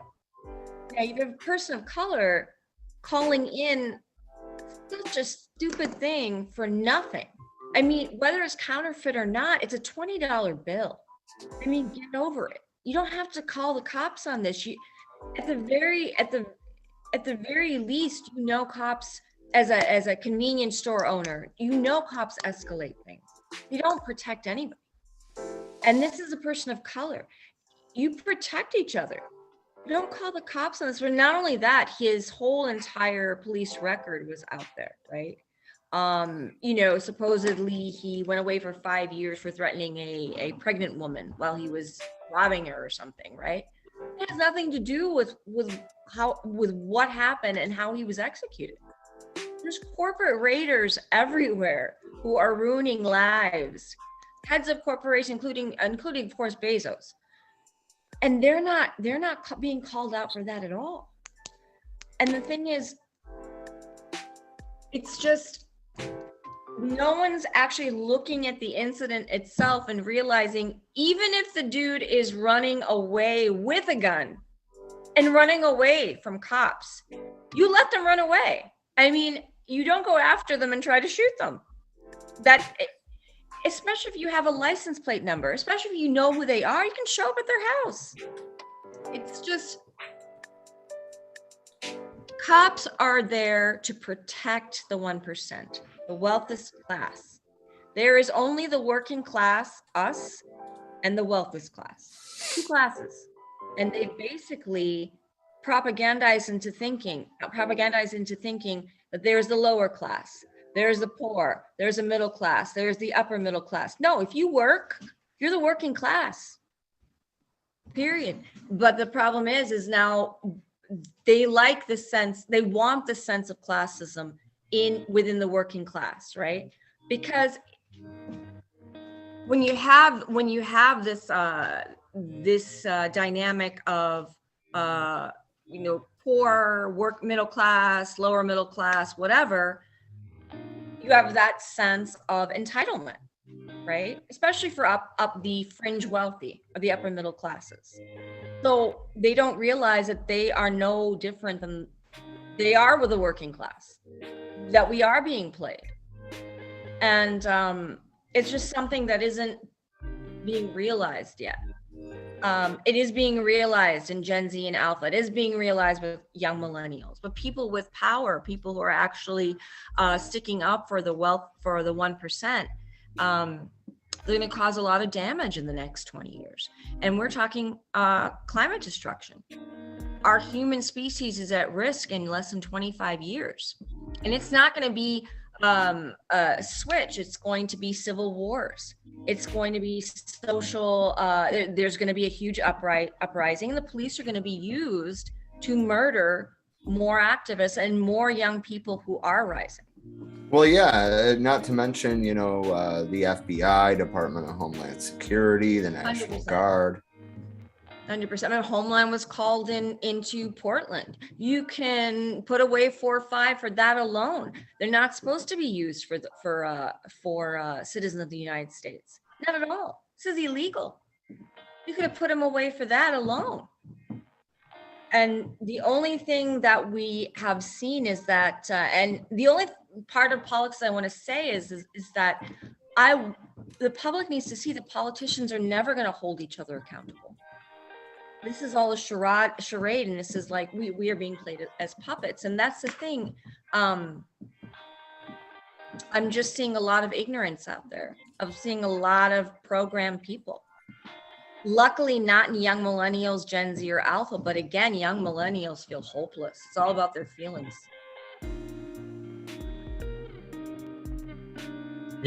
Sherry Hankala has something that she says often, that every time she looks at one of her neighbors or she looks at one of her friends,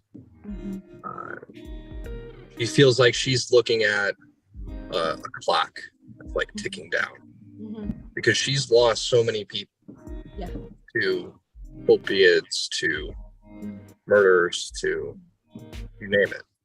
In Chicago, I remember her specifically talking about the opioid crisis, police brutality.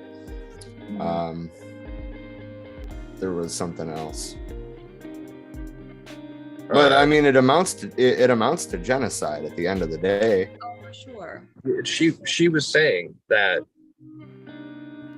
she whenever she goes to a space, she gets criticized for taking pictures with people, right? But she only does that because she doesn't know if she's going to ever see these people again when she wakes up in the morning. Right. You know what I mean? And to think of how tragic a statement like that is. And to recognize that she comes out of Kensington, Pennsylvania, and I don't, if anybody who hasn't seen photographs of places like Needle Park, seen what the housing situation in Kensington looks like, you should look it up. Well, Cabrini Green in Chicago. I mean, exactly what you described. That's Chicago. That's mayor of Chicago is a blue mayor. I mean, it's crazy. It's I'm just basically, I'm going to take everything that you said to heart, Sherman Jake, because everything you said is exactly what we need to be doing. I had a wider point to make there. Yeah. It's that, because you were talking about Fred Hampton. Mhm. That's what made me think about this. You may not know this, but there is a Fred Hampton,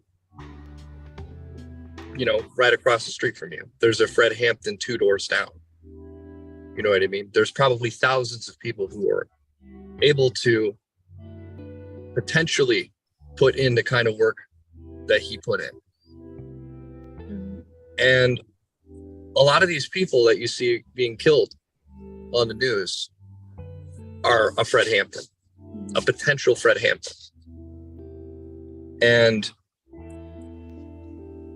understanding that in the most oppressed places in this country, people cannot afford the privilege to do nothing. They cannot afford the privilege of taking for granted a photograph that they've taken with another person that they know. And understanding that we have to elevate ourselves. We have to think higher of ourselves. We have to get a consciousness in our communities 100%. that understands that situation. I love the back and forth that has happened between the two of you through this whole show. I mean, I feel like Zen and I have just been like sitting here, just taking it in. I like this guy. Yeah, I'm here for this. Like, hearing you two bounce ideas back and forth is really inspiring. I honestly have been just absorbing his ideas and just playing off of what Chairman Jake has been saying, honestly. I'm going to use it.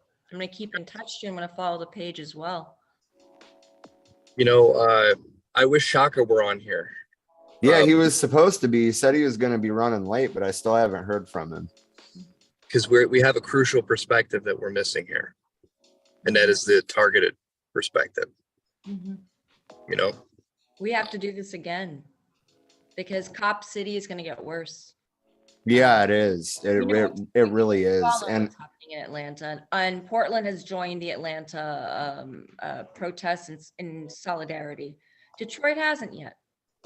And part of the reason why I think it hasn't is because it's become a completely blue state.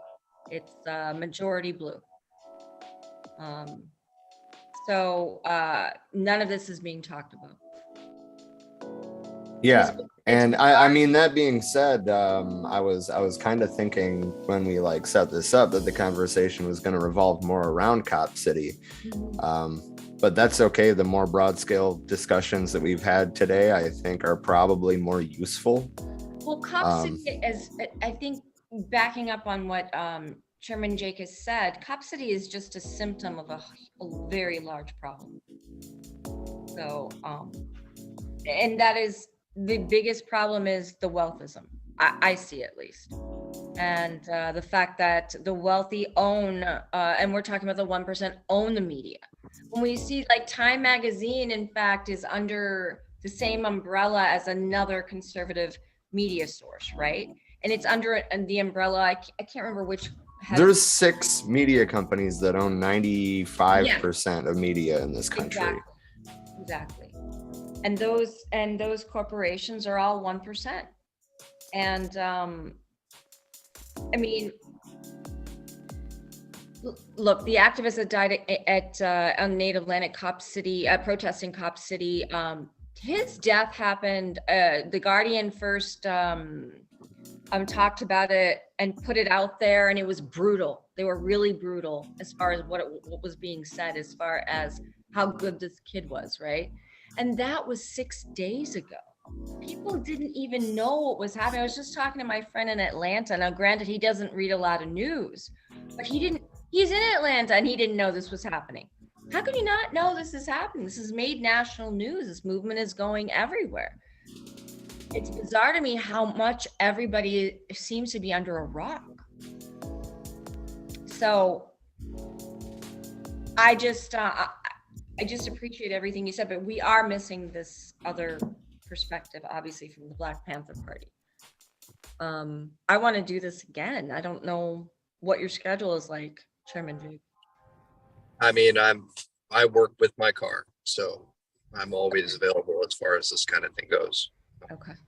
All right. And that way we can get it out more. Like the scope, I didn't realize Chairman Jake was going to be here tonight. But that would be like a huge thing to put out there. The head of the White Panther Party. I mean, considering what you've told me about the history in Michigan, I'm going to look it up.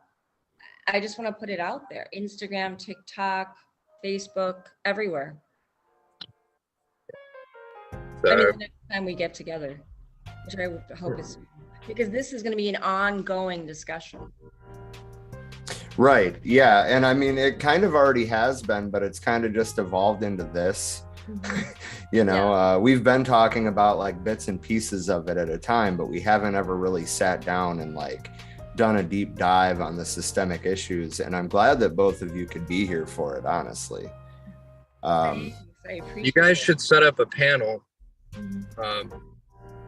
Different representatives of Rainbow Coalition and other organizations outside of it too, because you're gonna all of us are gonna see that we all have so many different points of unity on all these different issues, and that conversation would be far more, it would show far more, if we had all the different communities represented speaking out on an issue like this, and I'm not talking we should absolutely do that. You're not talking who? I'm not talking about the board of, I know. Got it. 501. I'm talking about people who are fucking troopers. You know what I mean? That's what we really need, that voice on it, and have family members too who have lost loved ones to this. Their voice needs to be central, but we need to have like a big round table discussion on this. For sure. Definitely. Yeah. And of course we're more than willing to host that. If you have, if either of you have any suggestions for people to invite to that, obviously, let us know or reach out to them on your own. I'm going to reach out. And I got two people I got in mind. You talk to, and I can do this for you if you want. You talk to Kwame. He's working directly with the family in Indianapolis. Just a few months ago, somebody was brutally murdered in Indianapolis. There's also Rafa. He's working with the families in Uvalde. Some of those families are joining the Brown Berets. Right. And I mean, honestly, I could listen to Rafa talk all day, just like I could listen to Shaka talk all day. Well, no, I'm saying the people that they're connected to, because the family members, and the family members of Uvalde, Yes. Definitely. Yes. Definitely. But those are direct connections that I can provide to a roundtable discussion. So. Okay. Yeah, I'm sure that Shaka probably has a couple too. Absolutely. It's not like police brutality doesn't exist in Newark. Yeah. Oh, Newark. Oh my God, it's horrible there. Yeah. From what I've read, at least. As far as Uvalde, not only that, these 400 cops were just sitting around waiting and hearing the screams. They weren't even allowing parents to just go in there. These are their kids. They arrested parents. They arrested a Mexican woman, and she is from Mexico, and of course she's going to go in and get her kids. They arrested her. She convinced the arresting cop in the squad car to let her go. She left, went straight into the school, got her kids out. I mean, it's bizarre. Those cops should have handed their firearms and their body armor to the parents. Yeah. 100%. Tell you what, I would take up a community. I would rather have a community defense force well armed to the teeth, consisting of those friends and family members who went to that school Right. over the fucking Uvalde Police Department. 100%. Oh my gosh, 100%. I thought that was going to lead to like a resurgence in the anti-police brutality movement, really, because I mean, it really put on display how ineffective they are in a real emergency. 18. And it's not the first time. Mhm. What was it? Sandy Hook. They did the same shit. And not only is it not the first time, it's 200 times.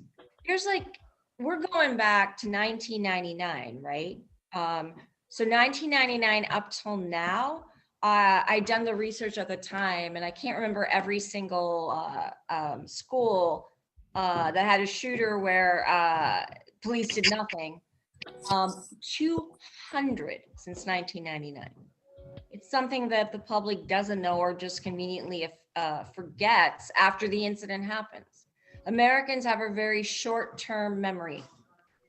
Yeah. I think the world does. And part of that is being distracted. Social media. It's not even, not just social media, Amazon.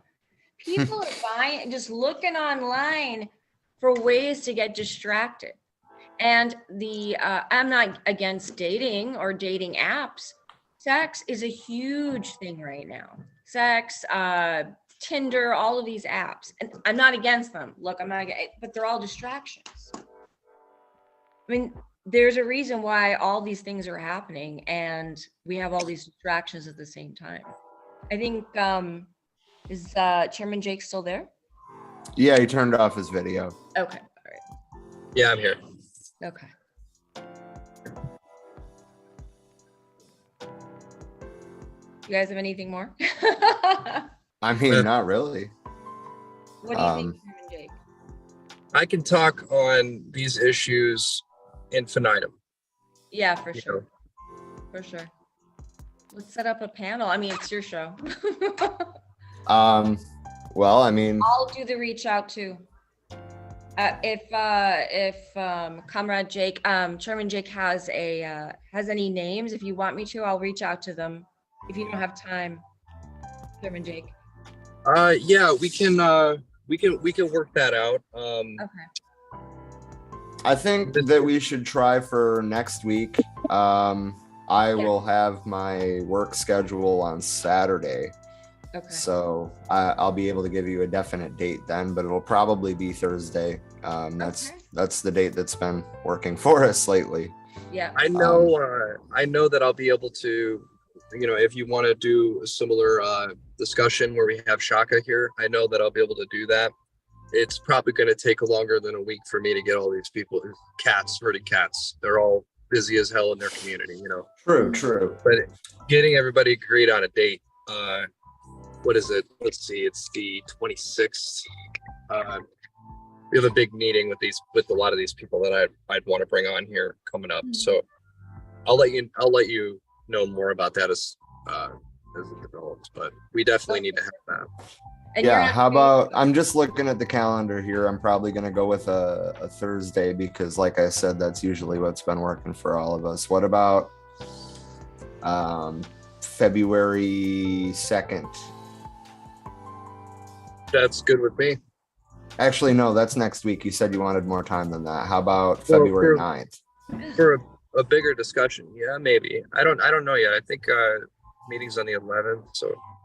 Okay, so the 16th. It's going to be an ongoing thing. We'll have to decide that outside of this. Yeah, but that's if fair. you do want to have another broadcast with just Shaka, me, and Well, I mean, I think in a week's time we could probably still get a couple more people on. probably, yeah. We could definitely pull on an extra couple people, yeah. Yeah. If it'll help facilitate it, I can hop into Facebook and make a group chat with the four of us, as well as like Kwame and Shaka.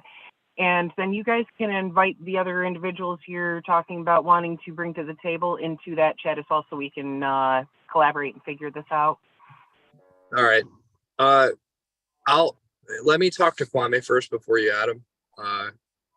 Because I don't know, he might have a lot on his plate right now. I just got to make sure he's all right with that. Yeah, I would tend to agree actually, because he's been trying to help High Thurman organize the East Coast Principled Unity book tour for the Second Rainbow Coalition. Right. Which, I know you said you're from the East Coast. Born and raised. There's obviously not any Michigan stops on the East Coast of the book tour, but I think that would be if you happen to be on the East Coast, late March, networking with them would probably be a really overall beneficial thing. That would be amazing. Late March, right? I can be in late March. Definitely. I'm not sure about Boston specifically, but I know I'll look where they're at. Yeah, I was gonna say the dates haven't been announced yet because they're still being finalized, but I know it's gonna be the last week of March. Okay. And I know they're going to Pennsylvania, DC, New York City, and a few other places. Okay. So. Yeah. Which, I mean, hopefully we'll be covering at least one of the stops of the book tour on the show.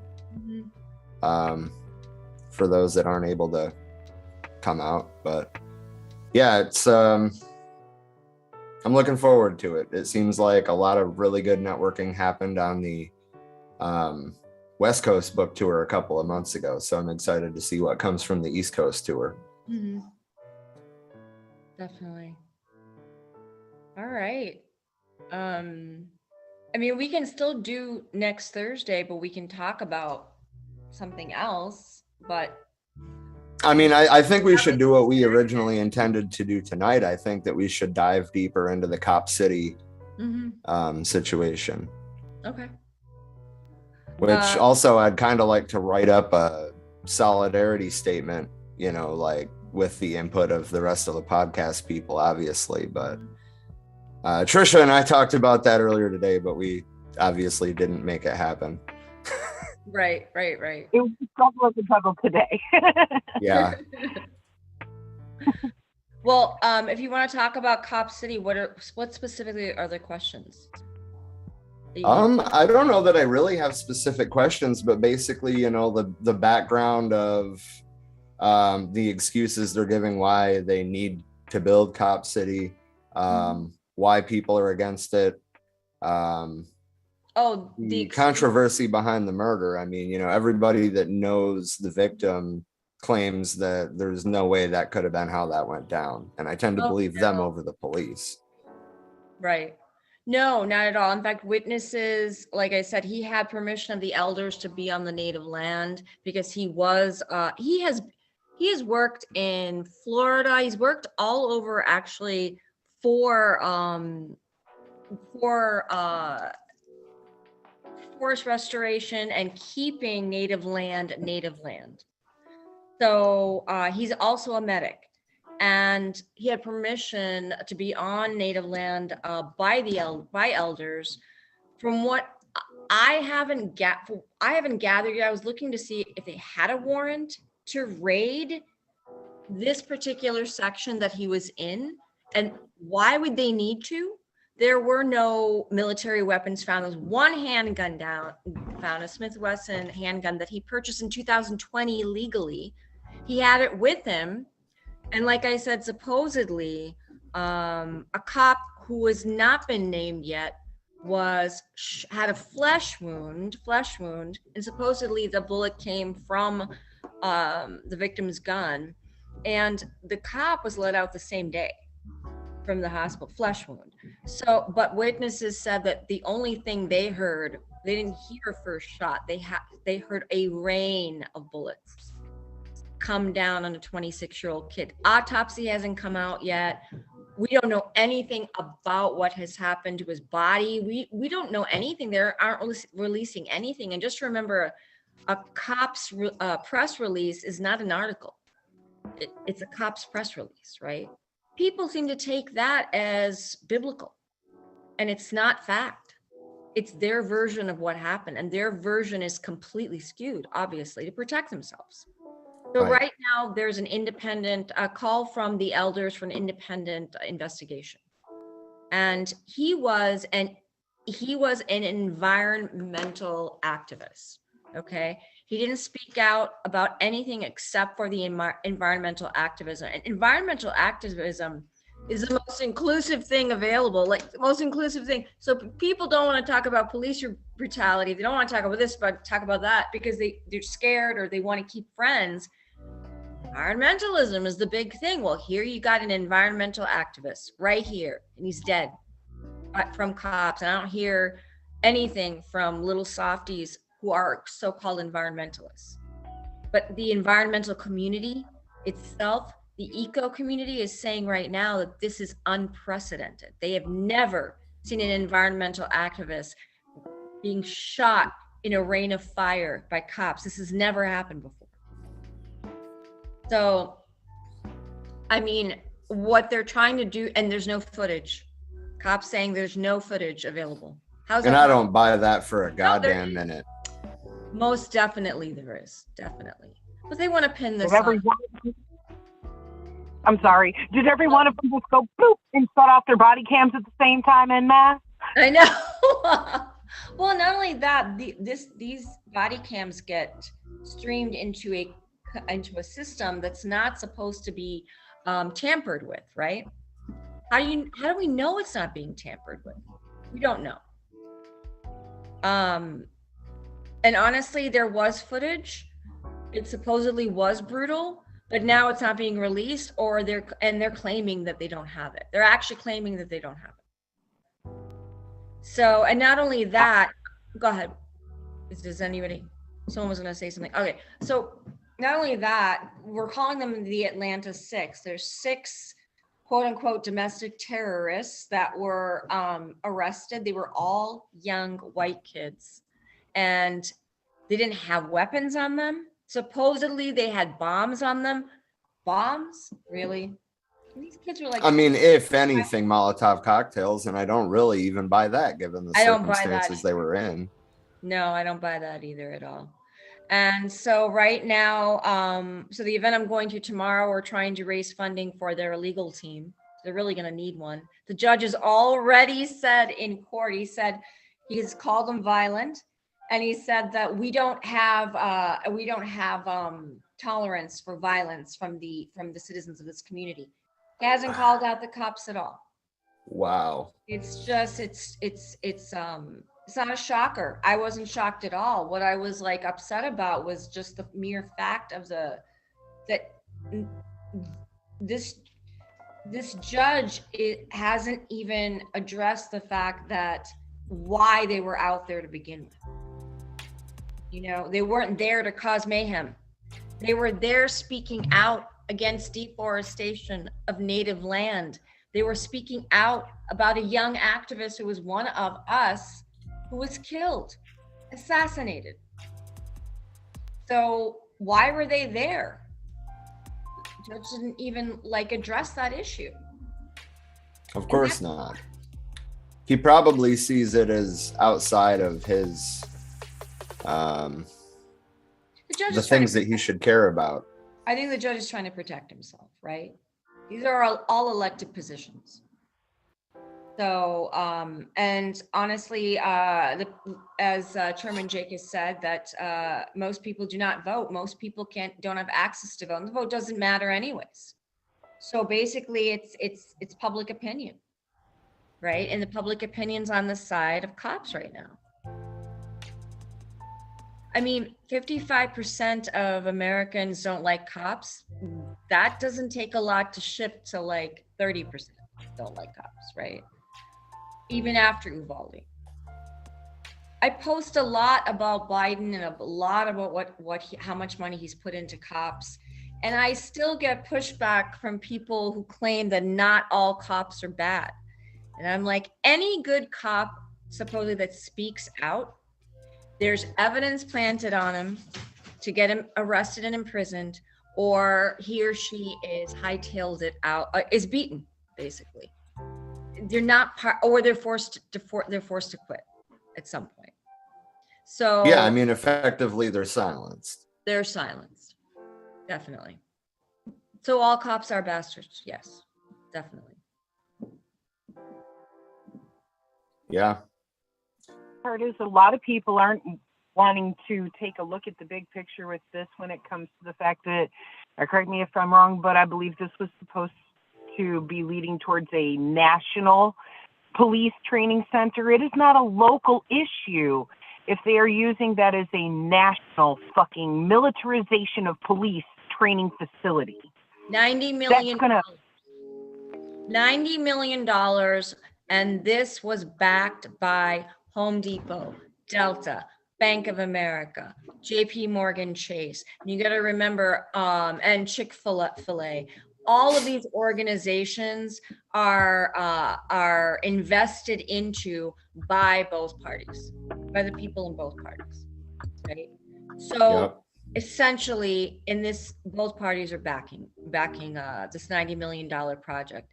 And yes, it'll be the largest training center. Not only that, like I said before, the head of the Department of Interior, who has the authority to take native land and use it for governmental purposes, is native, appointed by Biden. She hasn't said one word. And they are taking 300 acres of native land and destroying the forestation in that area to create Cop City on native land. So, and not only is this native land, it's sacred native land. And that means that certain ceremonies are done by elders on this particular area of the land. It's bizarre that people aren't up in arms just for the mere fact that 11 million natives were barbarically murdered in America, and then put on reservations that are being taken from them now. Not only that, these native lands have their own policing. They have their own res police themselves. Regular cops aren't even supposed to come on their land without some kind of warrant or something that says that they are allowed to be there. I haven't seen a warrant. I don't even know where they got the idea to be there in the first place. And Well, I part of the mean, thing, even thanking the tribal police for the help. So that makes me wonder what the fuck all went down there. what'd you say? Part of the statement that those Atlanta PD or adjacent whatever that they put out was actually thanking the tribal police for the help with this. So I really want to know what the fuck went down there. Tribal police are also corrupt, right? I mean, well, tribal governments in general are based off of our system of government 100%. and are therefore corrupt from the bottom to the top, just like, you know, the U.S. system that it mimics. Mm-hmm. Well, the tribal police are a group that may not be connected with this particular, native sect of people who have this land, right? They're just they're an organization, just like any other cop organization, right? So they are, they're in this connection too. They're getting paid off too. Everybody's in this.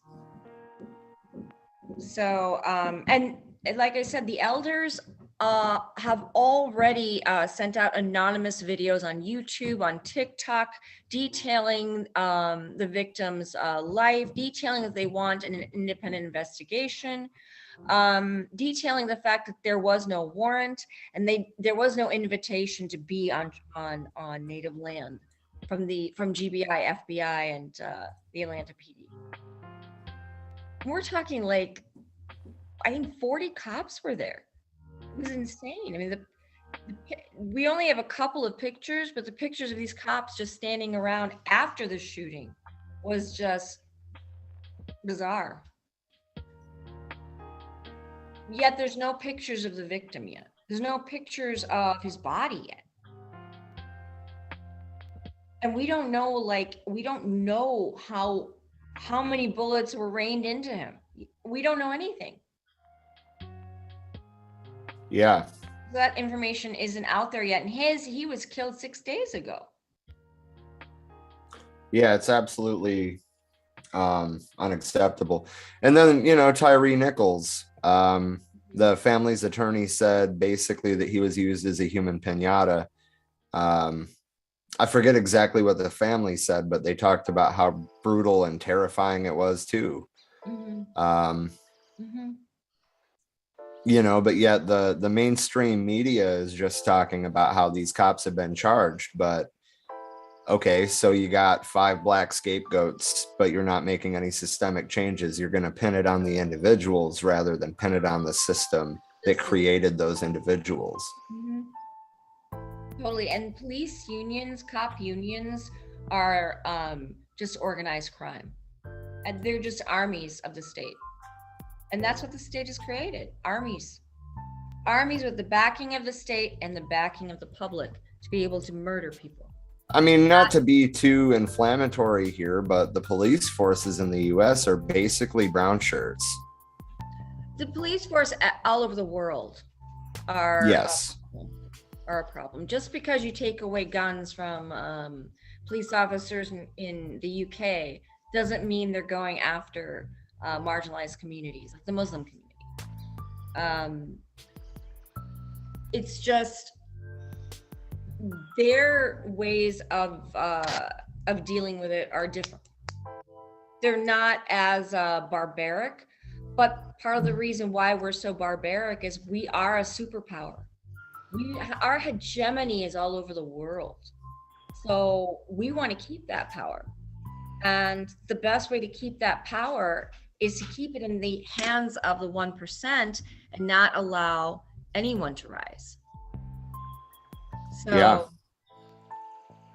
because once basically the working class and the poor rises, the whole system gets destroyed. The problem is, what are we going to replace it with? But that's just, we don't know. I mean, I'm going to be dead by then. Who knows?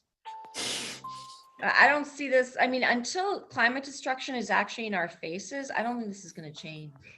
I wanted to. I have some hope, but I honestly don't think people are going to really wake up and stop normalizing this shit until it's water and essentials and everything else is right in their faces. Yeah, I tend to agree. That being said, though, we are well over 2 hours now. Wow. Okay, that went by fast. Didn't it, though? Yeah. It did. I mean, it happens. I mean, sometimes in the past we've done, we used to call them 3-hour tours because we were trying to, shoot for like an hour and a half to 2 hours, and it would always be like 3+ hours. But I mean, there's a lot of this that we can just table for next week, honestly. Because this is, we've been saying for a while, this is an ongoing discussion. And right. I mean, honestly, it's about damn time that we just sat down and had this talk. And I really want to continue it. It's been super productive. Definitely. Just let me know what the topic is. If we're going to continue this next time, or I mean, I think we are, and I think we're not going to do it for at least a little while, right? Because we have to get a panel, we have to get the people in order, right? So yeah, I mean, we can, Zen said she was going to set up a group chat with all of us. I think that's probably the best next step. Okay. But yeah, I mean, there's this is probably going to end up being its own series. The conversation on it's literally never ending. We're talking about decades and decades of the same fucking issues, and we're talking about we're talking about how we can change these things, and that's really what's important. Definitely. I kind of forgot what I was going to say there for a second, but I got things I want to say before we close out. Yeah, that's fine. Go ahead, Zen. I didn't mean to cut you off. I was saying, hopefully these conversations help to light a fire under the asses of some of the people watching, and, they bring more people to start watching and listening. And we can actually start recruiting from there and organizing so that we can actually have that, 3% you were referring to earlier as the critical mass I agree with you. We don't need to have a huge majority. We need to have enough people to actually put these things into action and start making the changes in our communities that need to happen. So maybe this can help carry it. Or we shut it down. 3.5 million people can definitely shut down everything. Once you shut down everything, the wealthy classes are the wealthiest are at their knees. You shut down Wall Street. You shut down every city organization. 3.5 million. I mean, across the entire United States, and not all in one place, can do a lot of damage to the system. I don't know. What do you think, Sherman Jake? I think we're going to need to involve everyone. And, we can get a lot done. If we had 3 million people who were dedicated to this, willing to put their lives on the line for it, we could probably, ISOC could get us all the way there. Mm-hmm. But, I mean, we do enough damage where that will go down in U.S. history as on par, even probably a bigger event than the U.S. Civil War. If you think about what kind of things that many people could achieve. But what really needs to happen, and this is long term, I don't know how long, just depends. It's like Lenin said, there are decades when nothing happens, and then there are weeks where decades happen. Well, yeah, those 30 years, 1940 to 1974. We need to hundreds of years of social progress in 3 decades. We need to make revolution a family activity. 100%. Amen to that. Vietnamese people, for example, had women hiding firearms and then using firearms, children throwing grenades and using mortars. I go on, and that's the necessity of their condition. They're being, genocide was being perpetuated upon them by 13 different sides. Mm-hmm. And most of their country was destroyed. So that was necessitated. We're not in that position. We probably won't ever be in that kind of a position. But there's nothing I can see skateboard kids handing out newspapers while they're doing their thing, having fun. You know what I mean? I can see athletes using their position as an able-bodied person who can do incredible athletic things as a mouthpiece for revolution, using those trophies, the press they get locally and nationally for that cause. I can see musicians. I can see all the young people, all of the older people, all the workers. I can see people who are in gangs. I can see all of us coming together and achieving something that will go down in world history. I can see this generation, the next couple generations as well, coming down in history as the greatest force for revolution that there ever was. Yeah. And that's really what needs to happen. Right. Definitely. Just want to close out by saying there's work being done on this issue, getting as many family members who have been affected by police brutality, who somebody has been victimized in their family, getting them together to go to the UN with charges of genocide against the US. There's work being done on that. Okay. Well, yeah, and that it would be backed by Vietnam and Cuba. I mean, for starters. Right. And putting an international view on this, it already has support from the masses everywhere. When George Floyd was killed, there was protests all over the world. It wasn't just here. Yeah. But I don't think people in other countries really understand the extent of the issue. So I wanted to say that. I forgot what the other thing was though. So It's okay. All right. So group chat soon. I'll get together once we sign off of here. And Thanks, and thanks for inviting me, and thanks, Sherman Jake, for the conversation. absolutely. thank you both for joining us. This has been fucking awesome. Very productive conversation. I hope everybody who's out there in the audience has gleaned a lot from this. I know I certainly have. I'm And glad. And this was recorded, so I'll just share it from the site too. Okay, cool. Yeah, I I'm can. sure. I can. What in the hell was I just gonna say?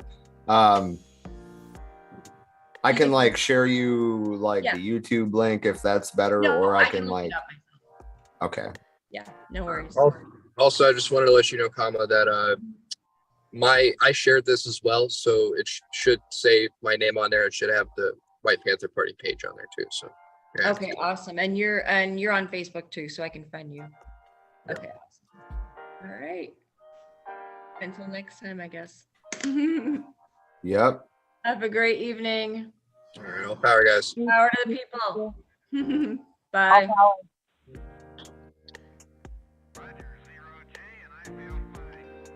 Why is there no sound? Oh, because it's muted. Huh? Why is there no sound? Why is it fucking freaking out? Why is it? Oh, I see why. I figured it out. I had two YouTube windows open. Sorry. Have a good night.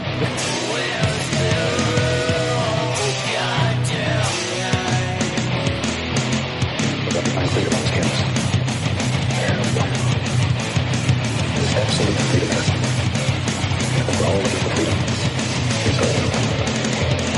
Didn't matter when they sold the devil guns. Didn't matter when they created us struck. Didn't matter when they stole your mother's son. Now everyone's out of their mind.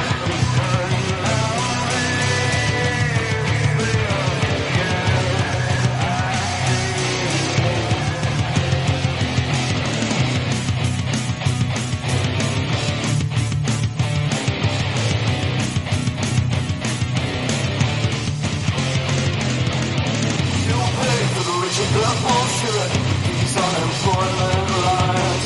Don't know the cancel to the corporate crimes. To the power of a little one is no peace of mind. The only one that matters is the one who's falling better than your kids here to joy. When you watch them, their reaction to every little living being you soul.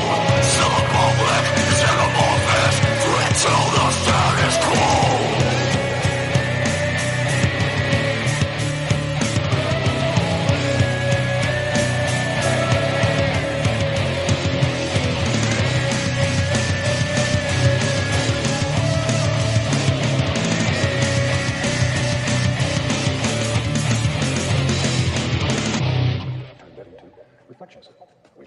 You ready for the drop? Just don't worry about it. Learn how to use my